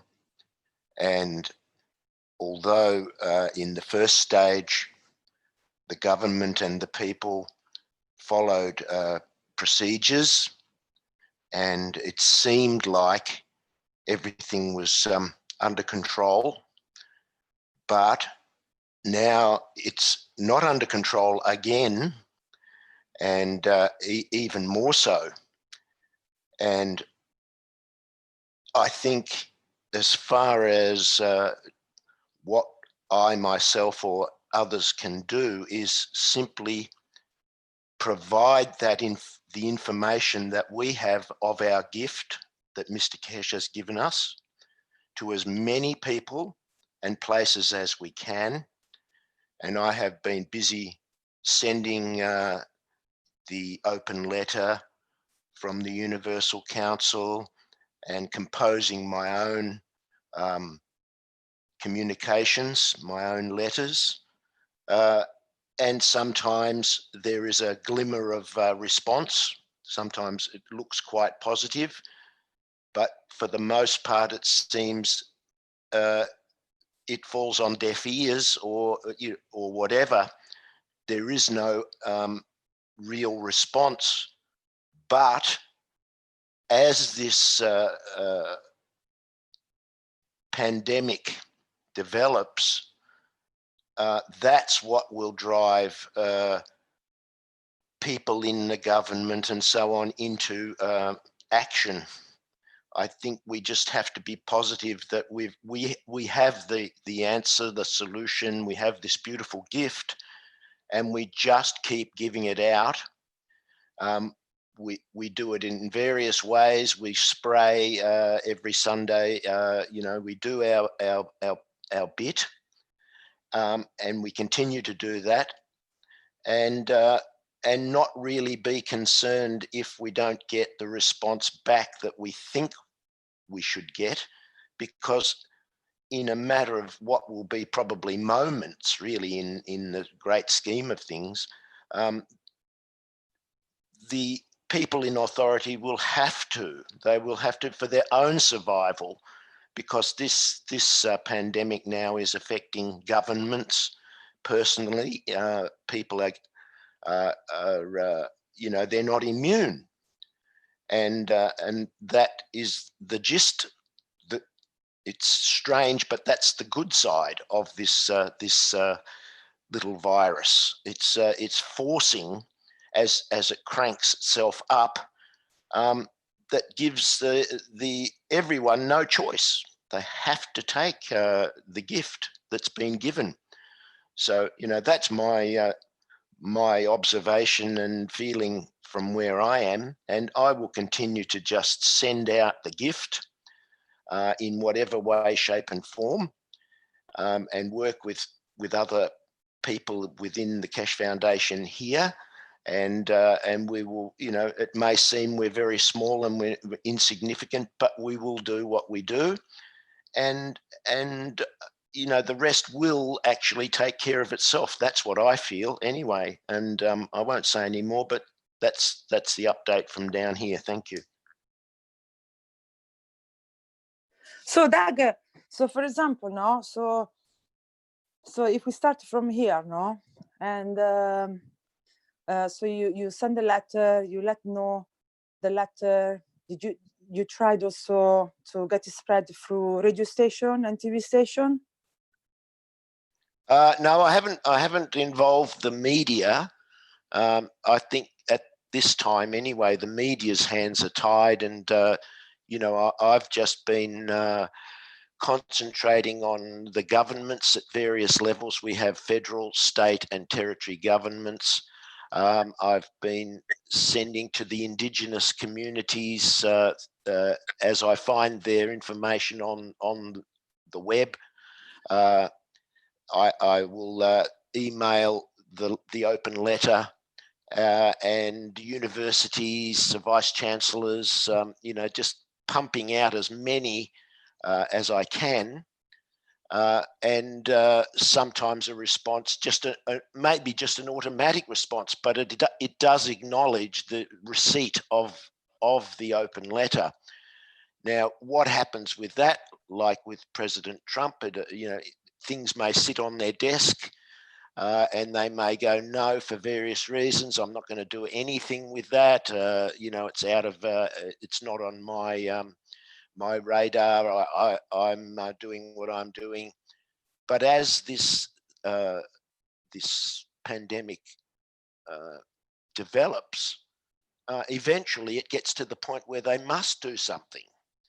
And that information, as long as it's there, it's there. And then they can say, well, we've tried everything. We've done this, we've done that. Why don't we have a serious look at this, or at least make some inquiries about this? And you know, and then the ball starts rolling on the government level. Because you know, the Keshe Foundation does have the facilities to provide investment, you know, in industrial zones and bring in huge amounts of employment opportunities. But at the moment, it seems the governments are obsessed with keeping the old system going, and they can't wait to just restore it back to the way it was. They're hoping and wishing that it would just, Corona would just go away, but it won't. It simply won't go away. In fact, it keeps coming back bigger and stronger, and in many ways. So, you know, eventually the pressure, or as I think Mr. Keshe said, the heat is turned up, and it's turned up again and turned up again until it becomes, you know, unbearable, and you have to do something outside of what you've been doing, because it, you know, becomes obvious after a while that what they've been doing doesn't work. It's it's not having any effect at all. So I believe it's only a matter of, if we can say, time before the circumstances are that the governments will come on board, because basically they have no choice. Yes, yes, exactly, yes. And we got, as you said, you know, we can say we got many ways of, like in Italy, we say there are many roads that take you to Rome, no, as I say. So one road to go to Rome, it's like you said just now, where you are aware of this knowledge, or you're aware of this cake, you know, we're aware of this knowledge, and now you try to let know as many people as you can about this knowledge. And then for example, I actually contacted some people of the media in Australia. I'm still waiting. And then the next step, you know, so you post it in your social media, Facebook, Instagram, because now, as I said before, this has never happened before, where we got a pandemic and where the world is having a problem, but now we have the internet. We never had the internet before, and now we can connect thanks to one, like I used to not use the social media, but now I think the most useful things right now to keep connected. So you spread the letter in your social media like Facebook or Instagram, whatever. So all your friends and as many people as you know, you let them know about this technology or this solution, or cake, whatever you want to call him. And then the government, we know for fact, the Sun government had received this letter. So after all this sharing of information, it did arrive to certain governments. Okay, so but also at the soul level, so this is another road to go to Rome. At the soul level, we get together, sharing, try to construct a vision that we all want it, like world peace, like the peace treaty, like the vision we're doing now. And at the soul level, we know that we can connect, and this is the strongest tools that we have, each one of us. Doesn't cost you anything, and we can use it right now because it's what we are. No? So at the soul level, before to send the letter to the government, maybe that's why it arrived to Trump. We connect to Trump at the soul level, or we connecting. We have to start get used to use this tool that is never been told to us before that we have, but somehow they don't told us about this power that we have inside, that we have to get used to now use it, like a little bit going in the gym, no? So where before to send a letter, you mentally connect to the person you want to send it to, or to the people you want to send it to, and already at the soul level, you talk the soul to soul. So the soul will know that there is this now, and somehow you're preparing condition for the person to receive. But as you said, it's not that important if they reply or not. The important things is that you took self-responsibility of going online with what you believe, and took the letter and send it to as many people you think they could be useful to. Okay, and then tell me. Okay. Stefania, I must say, every time I send the information out, I don't just press a button and just robotically press buttons to send. I spend a good amount of time, like you just said, and Mr. Keshe said, on soul level, sending that to the soul of the recipient, not just the physical letter, not just the electronic connection, but a soul connection. And I think that is essential, because then I know that the information has got through, and the rest of it is just mechanical and whatever it is. So yes, I totally agree. That is essential for any way we spread this knowledge, is to do it primarily on soul level, and follow up with the physical actions and so on. Okay, and for those who maybe don't know anything about the foundation, and maybe they don't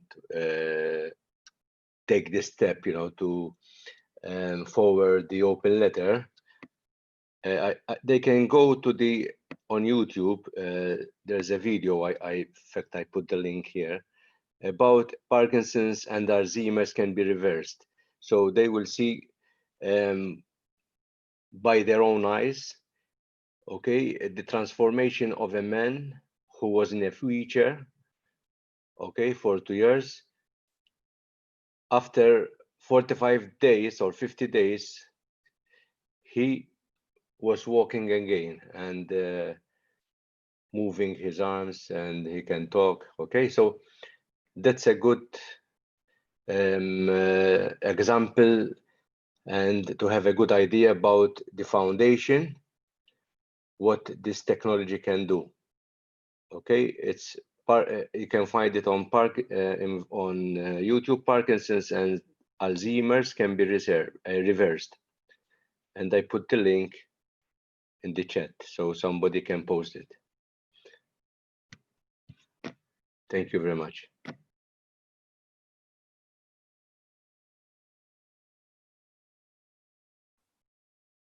Yes, so my point was, thank you, Emmanuel. I think, yes, it's very good you sharing that video.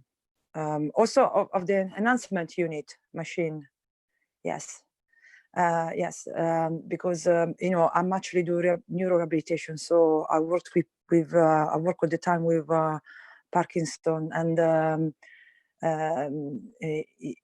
anyone who is into the same things, where he knows neuro condition, I would recommend to watch this video, because who is in this field, he knows very well the time of recovery of someone with Parkinson, or you will be able to recognize, because we got the eyes, because it's our job to recognize a Parkinson person, how he walks. So, you know, we can tell straight away it's not fake. You know, who is in the business and looked at video, he knows that it's not a fake. It's actually, you can see that he's not an actor. And also, you know, that to recover from Parkinson or any neuro condition, if you are lucky to recover, it takes such a long time. Definitely doesn't take 45 days, but takes years and years of actually not even recover. They just actually get to a point where they don't get worse. So when people who have neuro condition, usually when they doing any rehabilitation or when they go into the hospital for treatment, usually what you do, and you let them not to go worse, but definitely from wheelchair to walking and acting like a normal person. I don't know anyone who does that without, I don't know anyone now, any hospital or any that can do that in whatever this machine did in 45 days. So definitely recommend to see this video. Yes. And go back to DAC, I just wanted to say that so we have to just get used to work as we work our best in a normal life. So send the letter, go to many friends as we can. Think about if you know any friends who's got TV or works in TV or works in a radio station, they maybe are what we do and goes in line with them, and they will be able to spread information even faster. Because as I said, now we're in an era where we got internet, and there is a lot of things on our advantage, and that we can use to progress faster. And then, so now we know that certain governments had received the letter, and so now we're waiting for the president to decide what to do once it's been presented with a solution to save people's life. And this will be up to him. But in the meantime, we can elevate him. This is what we're learning again at the soul level, that if we're all together, we thinking about that person, and we send him love. Love is a little bit word overused, but love is also feel strength, as we learn here in the learning about the fields. So the fields, love is a field, it's the strongest fields you find in the entire universe. So actually what we're doing by thinking at that person. So for example, Trump has received now the documents of all the proof of the technology works. If we all think about him, elevating him, his soul will be in a situation where he will have to do something, where we'll have to do something about it, or I don't know, or this energy have to be balanced out. So Trump will then have to decide if follow is what to do or what to follow, and then what happened to him next, it will be his whatever he decides, his destiny. So, and like this also with the dome, with the piece of dome, yeah, this is the document. Thank you so much, Rick. This is the document that is all we talk about this in the last One Planet, One Nation. So if you're new and you don't know what is this, you can also look the past teaching on Thursday and Tuesday. These are the documents where being collected by reliable sources like university, scientists. There are all testimonials. There is everything that shows black and white how these technologies is 99 effective on solving all the problems the humankind has right now. And I'm talking about shortage of food, shortage of shelter, shortage of eating, shortage of medication, whatever problem we're facing now. With the plasma technology in this book, it's proven that we can solve those problems, and we proved it by case studies, especially with the coronavirus, where we proved how many people we've been saved thanks to the plasma technology. So thank you, Rick, for this. So, and also the piece, the dome piece that we do every Sunday, for who doesn't know, every Sunday at 12 and 6 European time, 6 p.m. We all spray all over the world. We spray the guns in anywhere, everywhere. Why we doing that? For is just doesn't know. Again, because we want to change the condition. So we want to change whatever condition is now. It needs to be changed. So we try to change the condition. So we're creating condition to by spreading monatomic guns.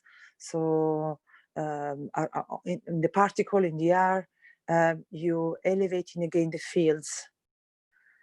By elevating the fields, suddenly people are how can I say it, start to get better physically, but also mentally, and start to work more together. And it's got many benefits also with the environment, everywhere, as we know. So that one is another way where we want to make this dome of plasma worldwide. So if I got guns, if I make one cup, one life in my house, and I spray all around, but even just to have the cup there, I'm already creating a condition for a world peace. So it can take very little as that, where you just make one cup, one life in your house. So if every one of us has got a cup in the house, those cups, because we talk about fields, they connect into each other, they make a grid, and plasma grid, and this will balance the fields. So that means, again, no more coronavirus, no more problem with G5, no more illness. So all these things going to balance. So what we just need to do, we just need to do our best every day and work at the soul level at the same time, and have a vision. Like I said to you, wake up in the morning, imagine you won a lottery, which will be your life.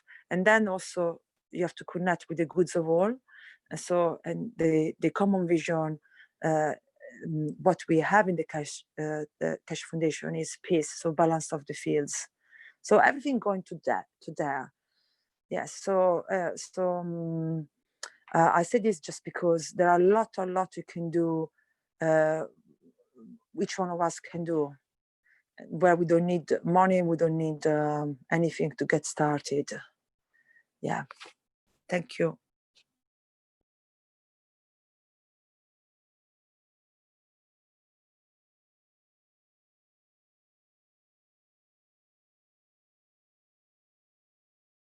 So if anyone has got a question, Rick, do you see any question in the chat? Is anyone has got a question or things to say? I remind the attendees they can put their hand up and they can ask a question. And we have Jefferson with the hand up. Go ahead. Hello, everybody. First of all, I'd like to say thank you for the opportunity to be with you all here. I'm honored, and thank you very much. As a knowledge seeker here in Brazil, we've been doing a very good job, I think, spreading the technology. Right now, we're spreading the technology as an ant, going to the house and to the places and offices and teaching them how to put the hands and make the things happen. So we are spreading, and there is something very interesting happening because I've got a group at Telegram and a WhatsApp with the all knowledge seekers, and we are connected with our souls as well as I feel that I'm connected with you all. And that's a feeling, as you said before, that must have love involved with this. And I can feel all your love, all of the people love, even my family. Now I know their souls. I didn't know a few months ago as a real. And thank you very much for Mr. Keshe and for you all. You are clarifying a lot of things for me. And coming back a little bit for the earlier meeting, that I have a ground, a small ground here around where I live. So I was thinking about to build a house, but right now I changed my mind. Just as you said, I can make maybe a plantation with some horticulture with the plasma technology, so I can donate to the people, and we can spread the technology, the field, the love that we have. The things I think is going to be very fast. I will think by myself, to my way of life, what I can do to start this process of sharing the technology, the field, the love, and I don't know how to say. I'm very emotional when I listen to your ideas to everybody. It's incredible. I cannot describe how good and how thankful I am for all of this. Thank you to you all. We are always in Brazil, as I know, as in the whole world, the knowledge seekers, and we are making it happen. The magic is happening now, and it's going to be at soul level. Thank you very much to all. Good afternoon. Yes, and then if you need, you see, and if you need more hands to build, to make this project with the guns, you know, we can always, like for example, like I said before, there are some people who need food accommodation, but are happy to manually help you with stuff, you know, as long as they got shelter, food, and maybe you need people to help you to do whatever you want to do with the plasma in your land, you know. So we can get together and help each other and get started. Yeah. That would be the first step, I think. That's great. I got it. Thank you. Thank you. I look for help as I need. Thank you very much. Yeah, you're welcome.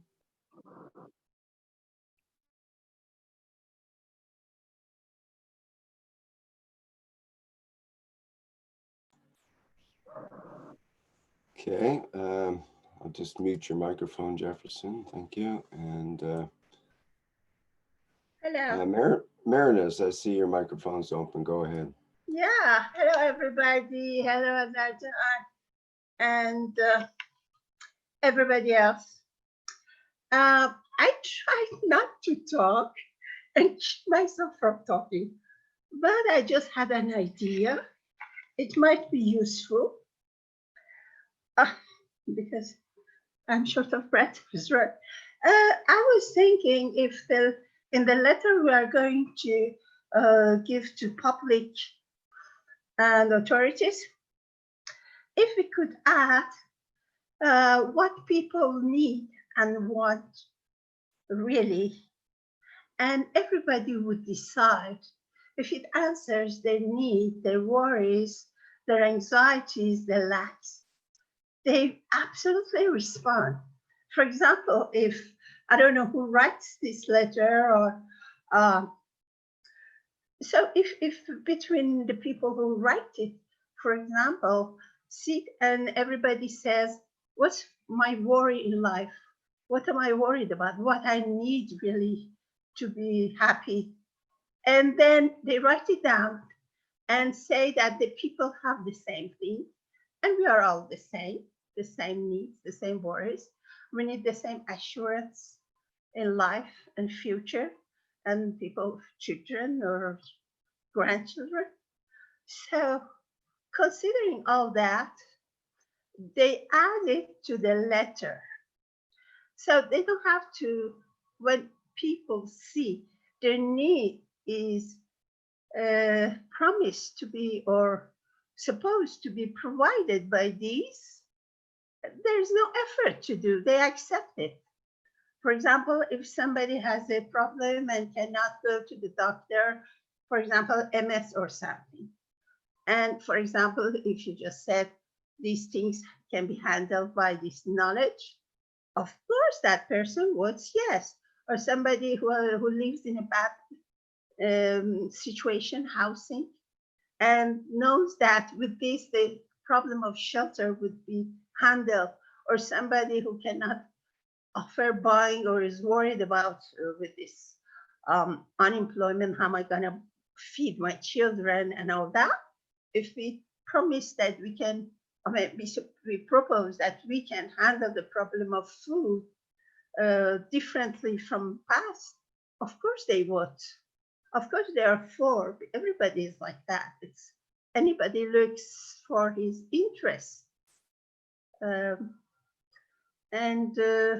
some. Could you repeat, Mara, could you repeat 1 second the way you seen it? I didn't understand. So you think everyone should, so can you repeat that? Because I really like this idea, but I didn't understand how is it started.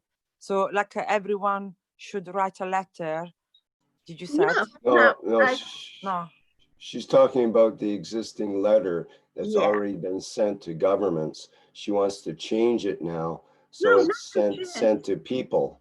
Pardon me? Not to change, but even the existing one, because I Sorry, could you say that again? You want to write a new letter? Is that what you're saying?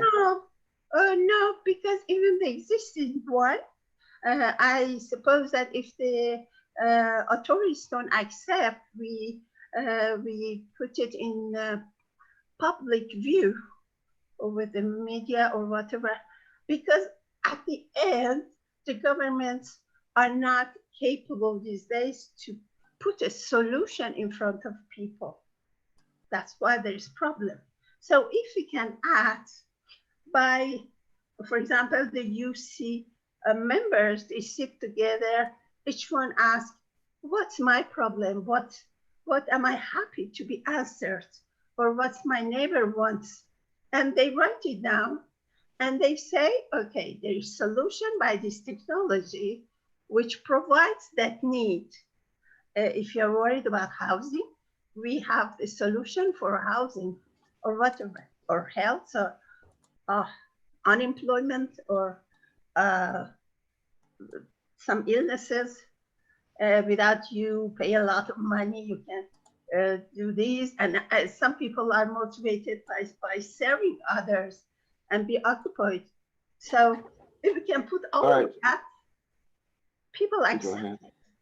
You want to put all of that at the end of the letter, or you want a new letter? What are you proposing here, Mehran? Because I think I heard the letter, but I think if you're supposed to go to people, we have to The letter isn't addressed to people, Marinus. The letter is addressed to governments and all the health municipalities of the world. It's not addressed to the people of the world.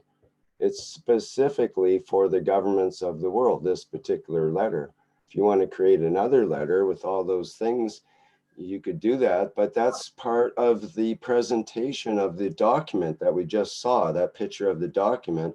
That's the letter is to introduce the document that has all of that in it. It's got the agriculture, it's got the coronavirus, it's got the health, it's got everything is in that document. It's 102 pages of all the data. We don't have to give people more information. It's already in the document, which is alluded to in the letter. That's the purpose of the letter, is to introduce this document, which has all of that information you're talking about in it. There's no need to explain about it. It's already been explained for years and years and years through the Keshe Foundation. Yeah. But you see, people are like me, they're lazy. I didn't even know it's 100 and something pages. People like something, read something short, 3, 4, 5 essential needs of them. They don't care about other things which don't relate to their immediate life and needs, because people are lazy. They are so preoccupied. They like something short and just aims to the target of what I need. What's my work? And people, what are they worried about now? One thing, the coronavirus. And that's exactly what this document is addressing. Yeah. And that's exactly what we're addressing all over the world with the 30 some odd Telegram groups that are all dedicated to each specific language in each specific area. So it's already covered. Okay. Corona is probably in the level of Minister of Health authorities, because they are the ones who they are paid to give the service for the people. They're supposed to take care of it in a big level. But you know that. Either they have a big box to put it in the garbage can, or something happens in the international level which changes the paradigms.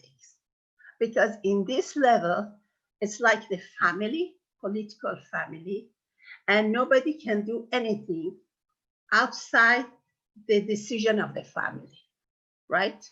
And no, that's not right at all. No, that you didn't listen to what I just said, that there's over 30 groups, Telegram groups, are now dedicated knowledge seekers that are coming for information and giving information and exchanging with each other and getting together and talking and giving out the 1 cups and telling people how to make them, and they're all making them and showing them. And this is nothing to do with the government, zero. Okay. And this is all people, it's a grassroots thing. This is what we said many times. This whole movement is not from the government. We offer the government all kinds of offers, and if they refuse, well, that's their tough luck. They will probably be going by the wayside in that case. But it's offered to all the governments, but it's a grassroots thing. People are doing it. They're doing it all over the world, just spontaneously. 5-year-olds are creating the 1 cup. The grandmothers are creating the 1 cup. It doesn't matter whether you're a scientist or a housewife or somebody that works a 9-to-5 job or whatever. Everybody can get involved and do it according to what they see fit and the necessity of the situation. Necessity right now is the coronavirus is a particular, it's on everybody's mind. They're worried about it. They're putting on masks. Everybody has this fear factor of the coronavirus, which we can alleviate that through this technology, and are doing that all over the world now. And it doesn't have to come from the governments. It'd be nice if they get involved, but it's the smaller units, the community units that will be our saviors on this planet, and and the individuals that are spreading the word, basically. But there's so much happening that is way beyond the government. The government hasn't endorsed any of this technology to any extent yet, except perhaps in part of Iran. But this is what Mr. Keshe hopes, is the government of Iran will show the other governments of the world how to do it. This is the new technology. This is the new plasma technology. So part of all this government thing, don't worry about the governments. They'll all come into line. It's but that letter was specifically for governments so that we can, put some pressure on them so they know what's going on and they can decide whether they want to get on board or not get on board. Either way, that'll be the way their future gets decided for their population. I think for the government, I think there should be a chief of the troop, the chief of the troop gives okay, the others give okay. But maybe we should think of after Corona in our letter, because some people are more worried about their housing than Corona. Because Corona has become something people, I think, they count on the government, their statistic, the minister take care of it. But if I have problem with, for example, a child which has MS, that is sticking to me, this idea, because that's my need, which I worry about other than Corona.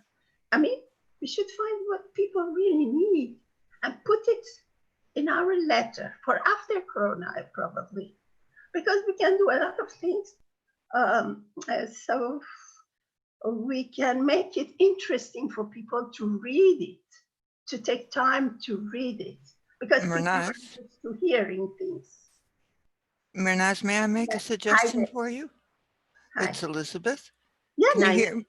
Mehran, when you're sending the letter, because it's by email, most likely, you can add part of what you're saying in your cover letter. I understand you're trying to reach the soul of the person who reads the letter. No. I'm trying to reach the people who read a little bit and they let go. I want them to be stuck in it and continue to read.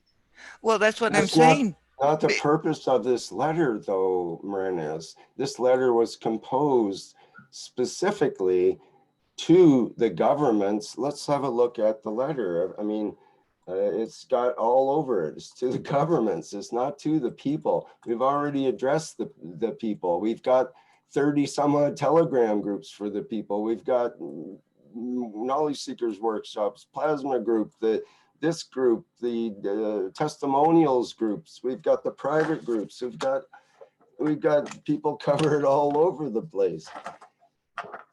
We've got that information has been out for years, Mehran, through the Keshe Foundation, and we can continue to put it out, and we will. And it's all in the document, the 101-page document that's alluded to in the actual paper, in the actual, not the paper, it's in the paper, but it's alluded to in the invitation document.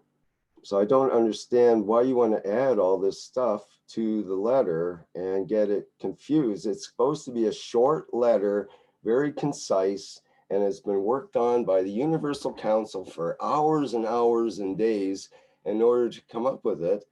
And then you suggest a whole bunch of other things added. No. I don't quite understand where you're going for that. So that's why I'm kind of pushing the point here. It's just the simple idea of marketing. When you want to sell something to somebody, you see what's the need of the person. Yes, and what are the needs of the governments right now? No, not governments. Yes, governments. This is what the letters do. Your letter is to somebody else. Look, let's look at the letter and see what it actually says. So we can just settle this out, Mehran. It says, open letter To governments across the world, solutions for eradicating COVID-19 are now available. Your Excellencies and honorable presidents, prime ministers, and ministers of health.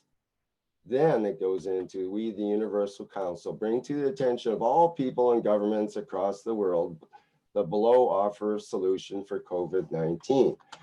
So yeah, it does mention attention to all people and governments, but it is addressed specifically to governments and all the presidents and prime ministers, etc., of the world. And it has to be a short letter. If you're going to add things, you're going to get into page 3 and page 4 and page 5 of all the details, which are not necessary because this is for eradicating COVID-19.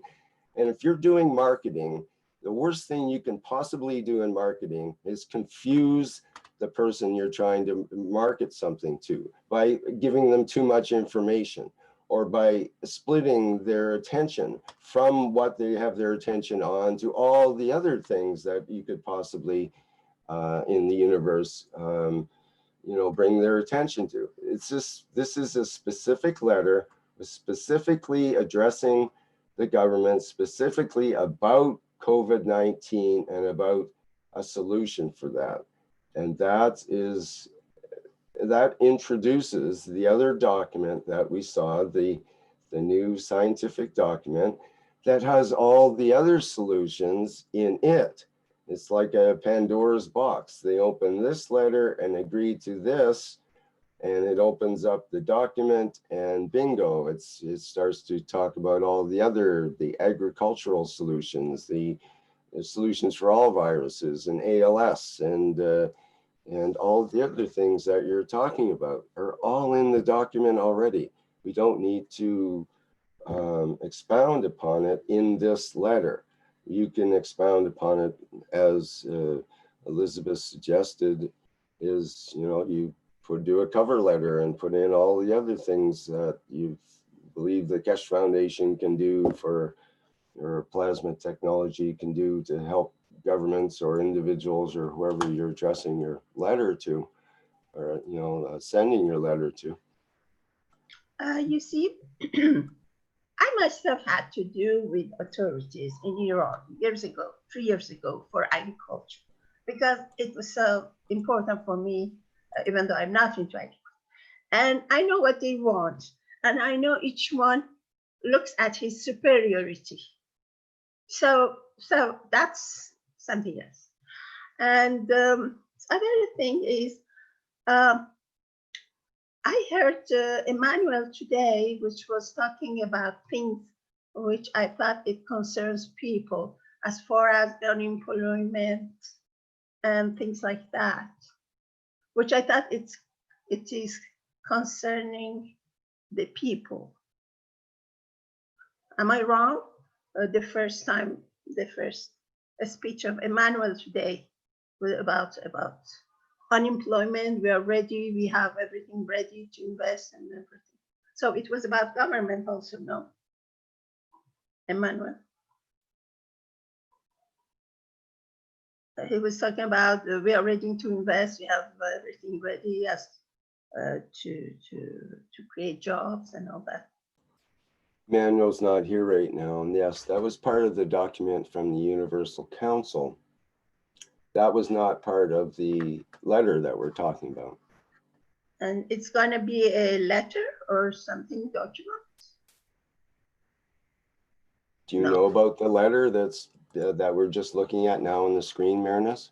Yeah. Do you know what the purpose of the letter is? Yeah, it's not new. What we're supposed to do with it? It's not new. But what Emmanuel talked about today, that was what was interesting to me, because many people are worried about unemployment and who is going to pay, who is going to invest. And that's very interesting to me, to catch the people towards the technology. Do you know why that was presented today, Marinus? Today, Emmanuel talked about the first part he talked. He really talked about, we have. Do you know about the 5 pillars Yeah, I heard it. You're part of the Universal Council, right? You're part of Universal Council support. Have you been at the meetings where these things were discussed? All the The time, yeah. visions, global mission and vision here, Yeah. and how they're going to bring it about through the 5 pillars. One of those visions is for job and employment. Another vision is for justice and equality. And that was what was discussed today as part of those pillars. Yeah, that sounds okay. That seems very interesting. That's part of the vision of the Universal Council. Yeah, that's not what was put necessarily in the letters. It hasn't anything to do with the letter, really. Sorry for the confusion created for you. I'm sorry, but it seems very. I'm not confused. I was. I'm very clear. That's why I'm very exact and very definite when I say things like that, because I am clear with that, and I think the Universal Council is clear with that. So, well, I hope, but I think that for government, unless something happens, they are not going to change their way, because they are all together, and no one can take a decision if the others are not. Well, if you would listen to the Universal Council, they say, we are the government. And this is the new reality, is we are the government. We make the decisions because we are the government.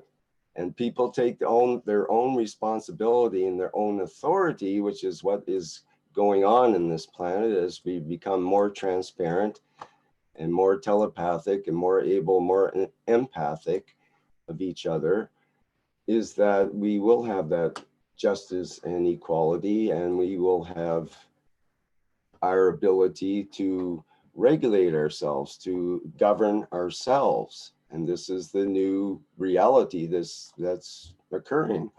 These governments are looking like a bunch of goofs out there that don't know what they're doing, because they can't change fast enough for the changes that are taking place in all of our cultures across the planet.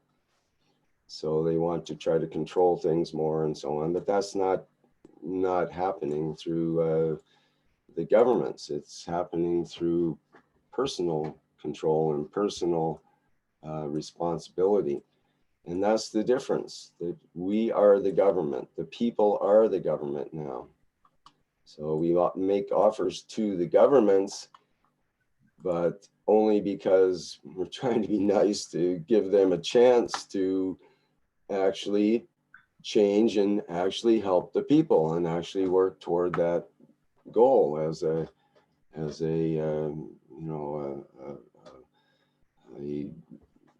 government that has compassion and has empathy for its care for its people. Yeah, 2 things. First of all, I think authorities are people also. They are people. They have sentiments, they have emotions. But the thing is, maybe because of their job, they cannot do what they feel like it, for example. That's it. But the other thing is, if we can provide this to people, what we had about the visions and justice, and seems very satisfying for people to know there is such thing which offers them these things. Just my proposition, my idea. Seems very interesting as far as people, I think they would like it. They would like to hear about it. Yeah, and I think actually you're right, and Rick is right.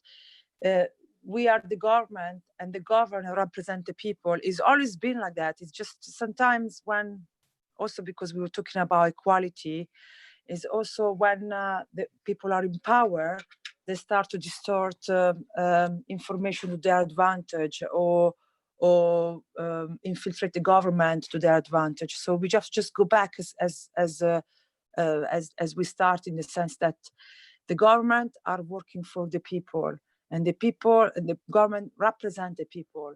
So because the government represent the people, when the people see that doesn't happening anymore. When the people see that the government doesn't represent the people anymore, at that moment, what we could do, we go, oh, we make sure, like we do it now, we make sure in their desk appear, we remind them of the solution that there are for all the people. And then if they see still after they know there is this solution, because one thing is when you don't know, okay, but one thing is when you know. And even that case, like these people said, it doesn't matter if they know, if they don't know, but if they cannot governor for the interest of the all, they have to step down or start to collaborate, or they have to change. So we have to just make sure that the people don't forget. Make sure that the people don't forget that we are the government, and the government represented us. And when that doesn't happen, we have to do something about it. That's all. Like now, everywhere people on the street, they need justice, they need shelter, they need employment, they need food, they want. So personally, if there is such a letter which provides what Keshe Foundation with technology can do for people, I personally can go and stay in the street and give this paper to anybody. If there is such a letter which I could give to people, because it would make them a lot of good to know there is something else, there is somewhere else who has the solution. It's ethic. It's not like any other things. They propose something for money or for power. So people like to know, deserve to know that there's something else that could answer their needs, instead of going to the street every week, manifestation or whatever. That's why. Sorry to interrupt you. Sorry. No, please. Not that I said that's why now this is what we're doing. This is why that letter arrived to Trump desk, because of that. Because people who know about the solution to make the world a better world, they give the information to other friends, to spread it in the media. And now friends of friends, they maybe know some politician, or have knowledge how to get, because if you know the law, there are certain steps you can follow where the government are forced to read the letters. And I'm not good in this, but maybe some of you are good with this. Where is good, where unity is important, because if we know our law, if we know our constitution, if we know, then we know what is our rights, and we know how we can detect better when maybe the people who we chosen to represent us, they do something that maybe they don't represent us anymore, and they have a misconduct. So that is where us as a people, knowledge seeker, we already been spreading around the news about this letter. So now we're getting together to see the response of the government. And get together to see if you can spread even more these letters, so even more people. That's why if any of you, like Nicholas Don, or like Raphael Don, knows people in radio station, knows people connected with TV station, maybe some of you knows people who work in TV, in media, whatever. Now is your time to gathering those people that you know they have the same vision that we have.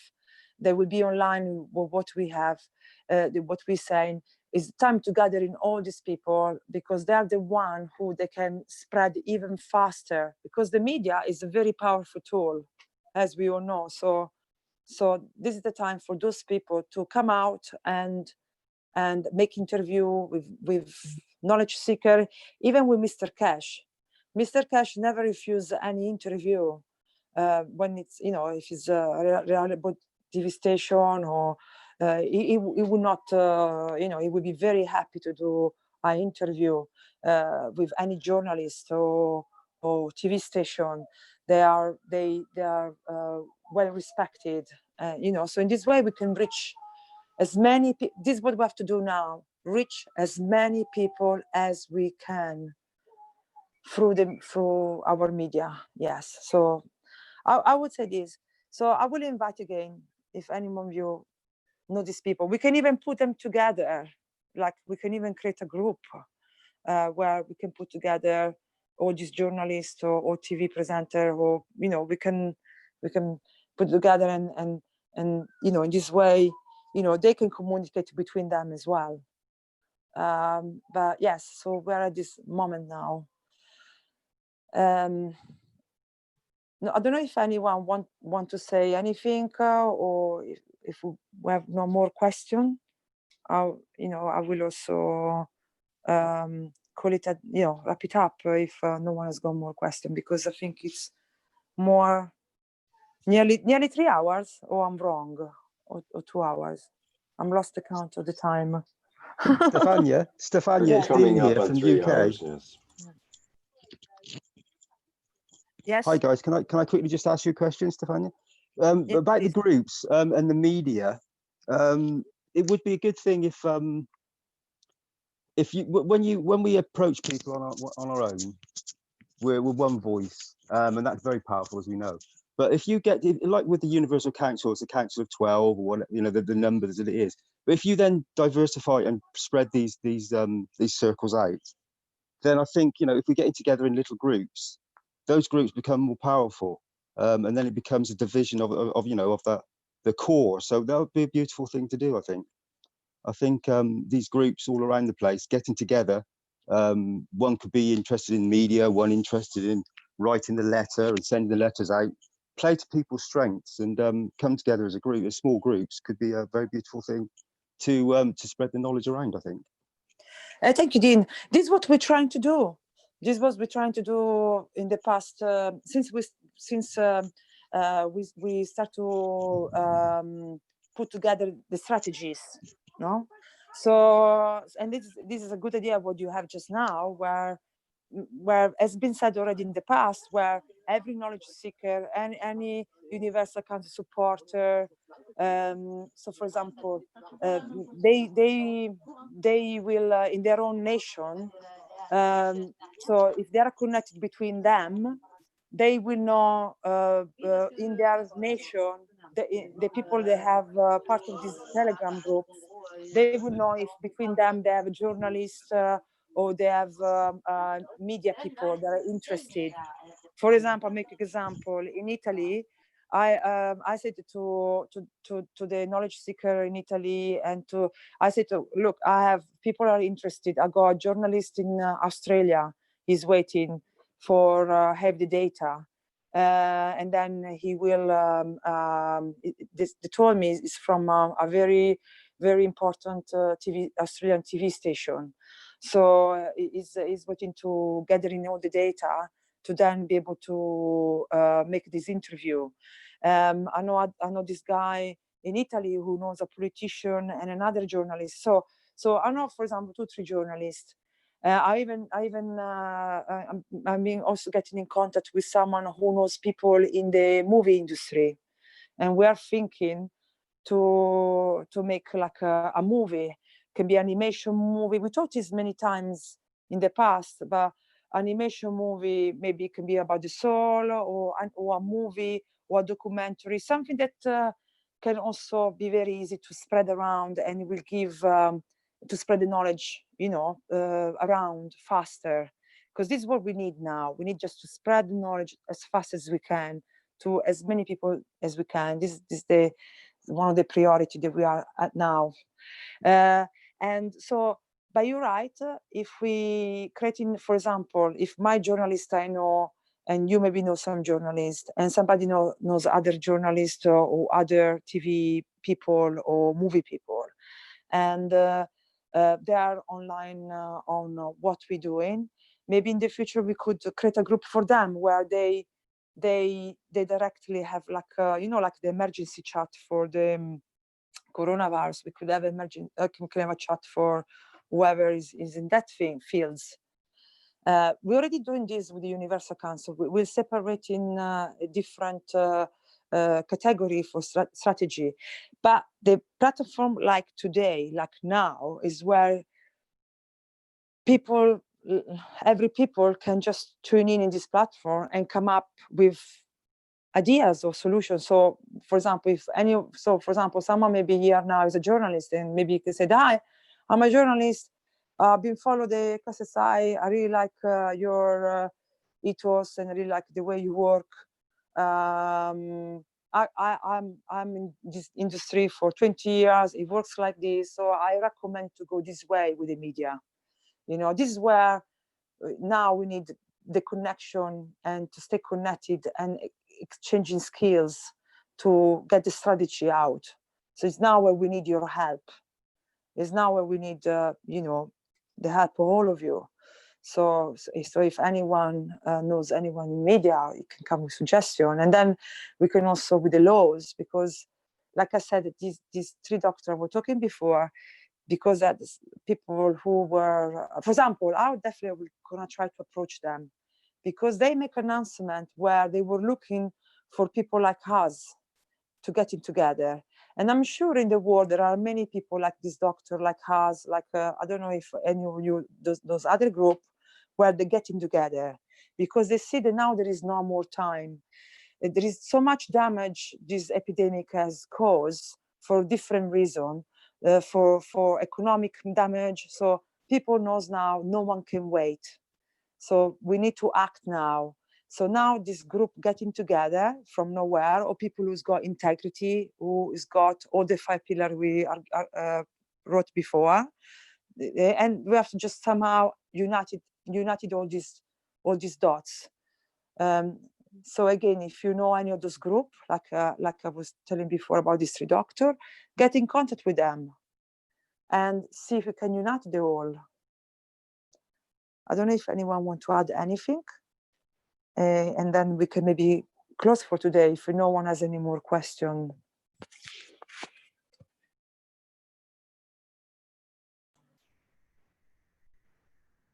There was a request from Dan. Stefania, can you write in the chat when there are Zoom meetings and the start time of the meetings in Italian? Not sure if you can do that. We have a question in the Q&A from Alvaro. Technical question. Well, can I put GANs from the Cup 1 and Cup 2 in a MagRab unit? Will it help to protect from the virus? I don't believe so. I think that Mr. Keshe talked about that it's 2 different technologies, and the Cup 1 and Cup 2 are specific for the coronavirus, and putting it into a MagRab might not be a good idea. Has anyone got any other information or counter to that, or am I correct or incorrect? Anybody help me with that? It's not really part of the Universal Council's mandate for questions like that, but it just came up, so we're answering. What else do we have? Cup 1 and Cup 2 are not already, already integrated in the MagRab, kind of, because there are all the elements, make the MagRab, you make all the ganses. So I suppose, they're already in there. So you say you can use a MagRab instead of Cup 1 and Cup 2 to protect against the coronavirus? I think the MagRab definitely, you have to check with Mr. Keshe, of course, because this is from my understanding. From my understanding, the MagRab unit, it will protect us from the virus. Because I don't think so. You don't think so? Okay. No, it's a different energy packet, and it's not made, the MagRab is not made for that, as far as I know, unless, well, I mean, protective dome, You're right. maybe. Otherwise, it will not be asked. Because he said specifically in one of the workshops that you can't combine the the Cup 1, Cup 2 GANs technology with the MAGRAV for the coronavirus. It needed the effectiveness and the MAGRAV, the field strength of that Cup 1 or Cup 2 or Cup 2, which is stronger than the fields of just the MAGRAV as a protective environment. That's the way I understand it. Perhaps that would be a good question for the Knowledge Seekers workshop coming up. Yeah, brilliant. Yeah. Here we go. What else? And for the first question, I didn't understood about the Zoom, what that person said. I didn't understand that. Dan says, can you write in the chat when there are Zoom meetings and the start time of meetings in Italian? Ah, okay, yeah, yes. Okay, yes, okay. Does that make sense? I'm not sure what Makes sense now, because you said Italian, yeah. The Zoom meetings, I don't know what Italian Zoom I meetings think are he happening. meant the public teaching in Italian, because we used to have them on Saturday, now they switch on Wednesday. Yeah, I think he was referring, okay, understood. Top. Okay. Can you put that in or tell us what that is? Yes, it's every Wednesday at 9 o'clock, but I can put it in on the chat. No problem. I wrote it down now. Right. Okay.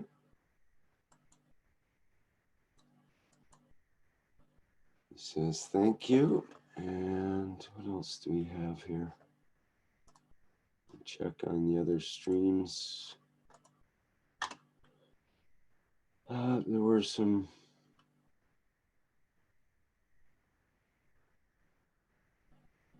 other comments.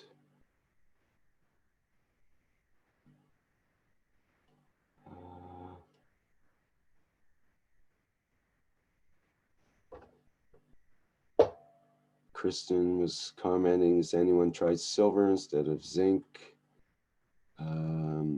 Mary Beth says, I've not.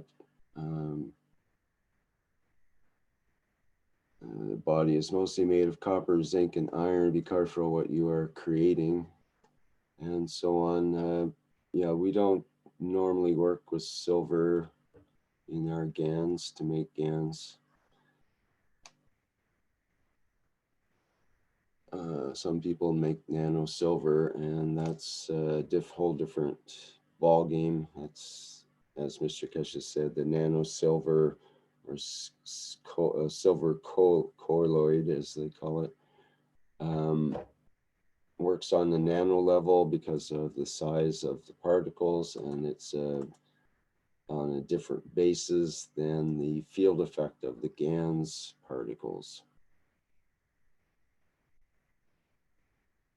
What else here?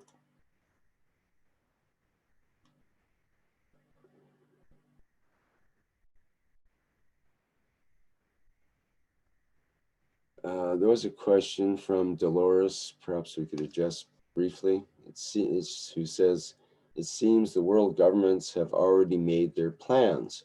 My question is, how do I stand? Am I asking for individuals to be removed worldwide or asking for systems to fail?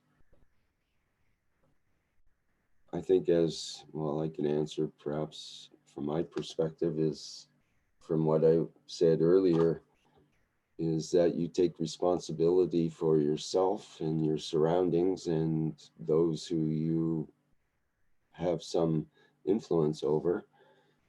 And we don't have to ask for individuals to be removed because they will remove themselves when they face their own soul and come face to face with their own failings and their own inaction or actions, whichever, that were not correct for the greater good. And when they come face to face with that transparency, they will either remove themselves or change their behavior very rapidly. And that's what we see happening all over the world. As we see now, we see systems are failing, in fact, and we don't have to ask them to fail. They failed very well under the pressure of the coronavirus, for example.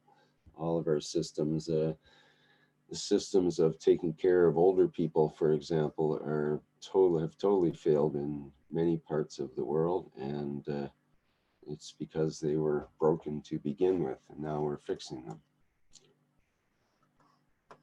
them.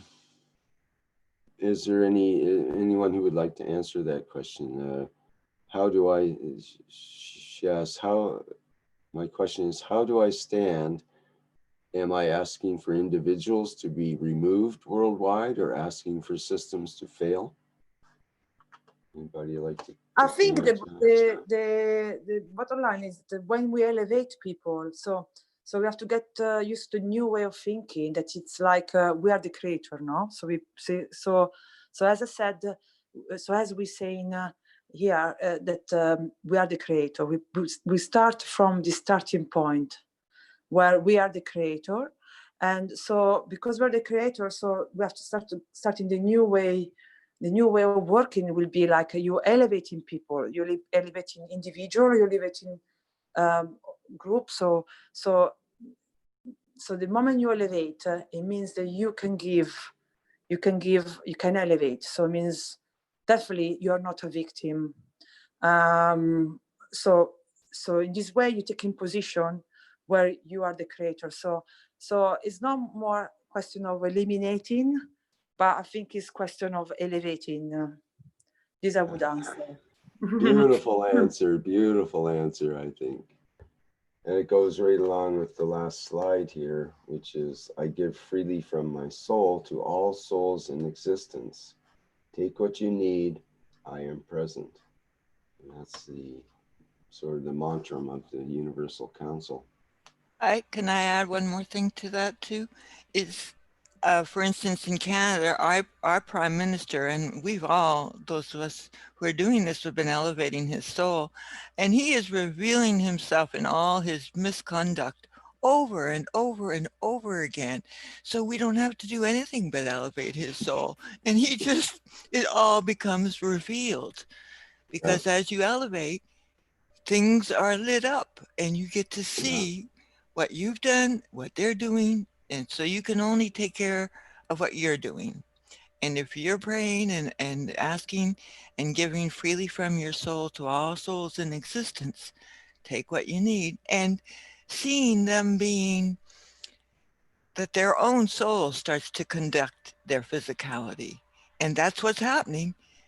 Prime Minister Trudeau's own soul is conducting his physicality, and he's being humbled every day, basically. And now there's a new scandal just came out, and so on and so forth. And yeah, he's apologizing and humiliating himself every day. And this is great, because this is what our leaders need. They need to be held accountable and things fully transparent. And yeah. It's tough, but someone's going to do it. Sorry, Mr. Keshe said very simple things once. He said, in every action that you take, just ask to yourself, is it just for the goods of your own pocket, or is it goods for you and for all? You know. So and remind, of course, that you cannot steal from yourself. So there is a few steps, you know, but that is the basics. So if you just, I start to do this in my own life, and it's very clear. It's getting clear by the day when I just think about myself, or when I think about, you know, you have to start to listen your inner self, and not try not to manipulate the answer. So another tip that Caroline, Mrs. Keshe said, you know, when you have to take a decision, the first things happen to your mind usually is the right answer, because it's your soul. Then 2-3 minutes later, you find excuses, or you manipulate the old things to suit your physicality. You know, so this is like how very simply, you know, maybe for example, just by taking one decision, these are the things that are happening. So very simply, you can start like that, as small as you want. You can take it as small as you want, your support, or your change, or your whatever you want to call it, but on your daily decisions. Yeah.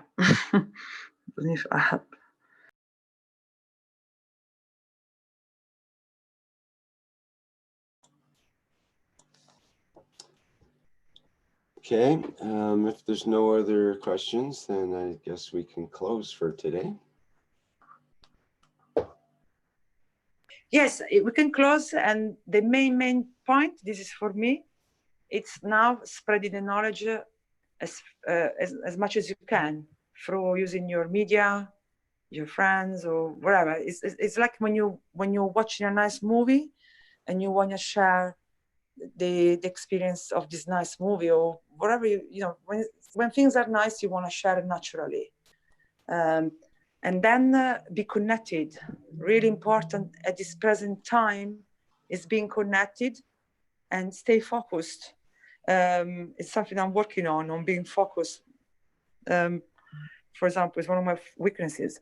But so these are very simple, basic steps that I would like to leave all of you today with, you know, and I would like to finish like usually Mr. Keshe finish.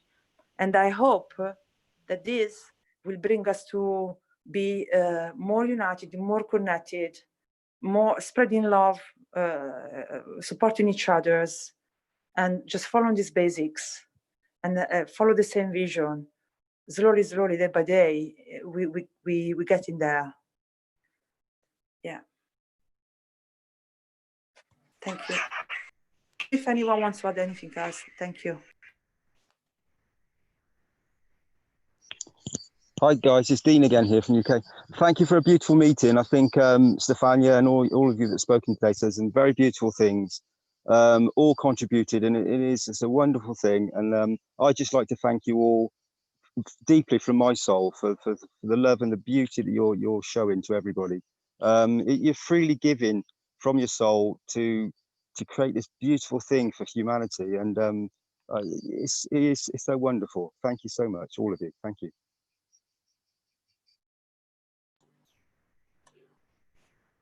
Okay, thank you, Dean.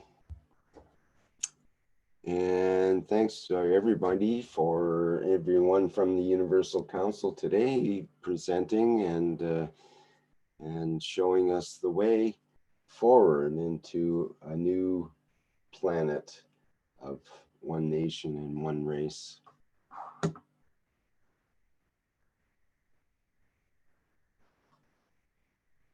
Thank you.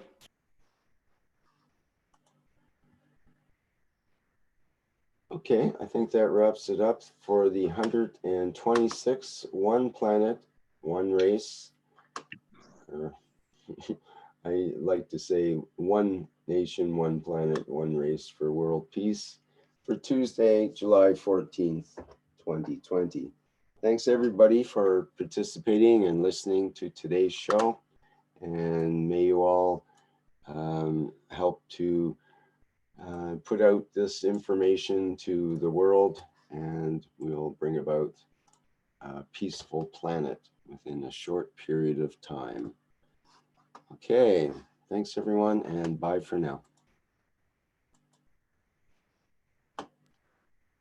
Thank you.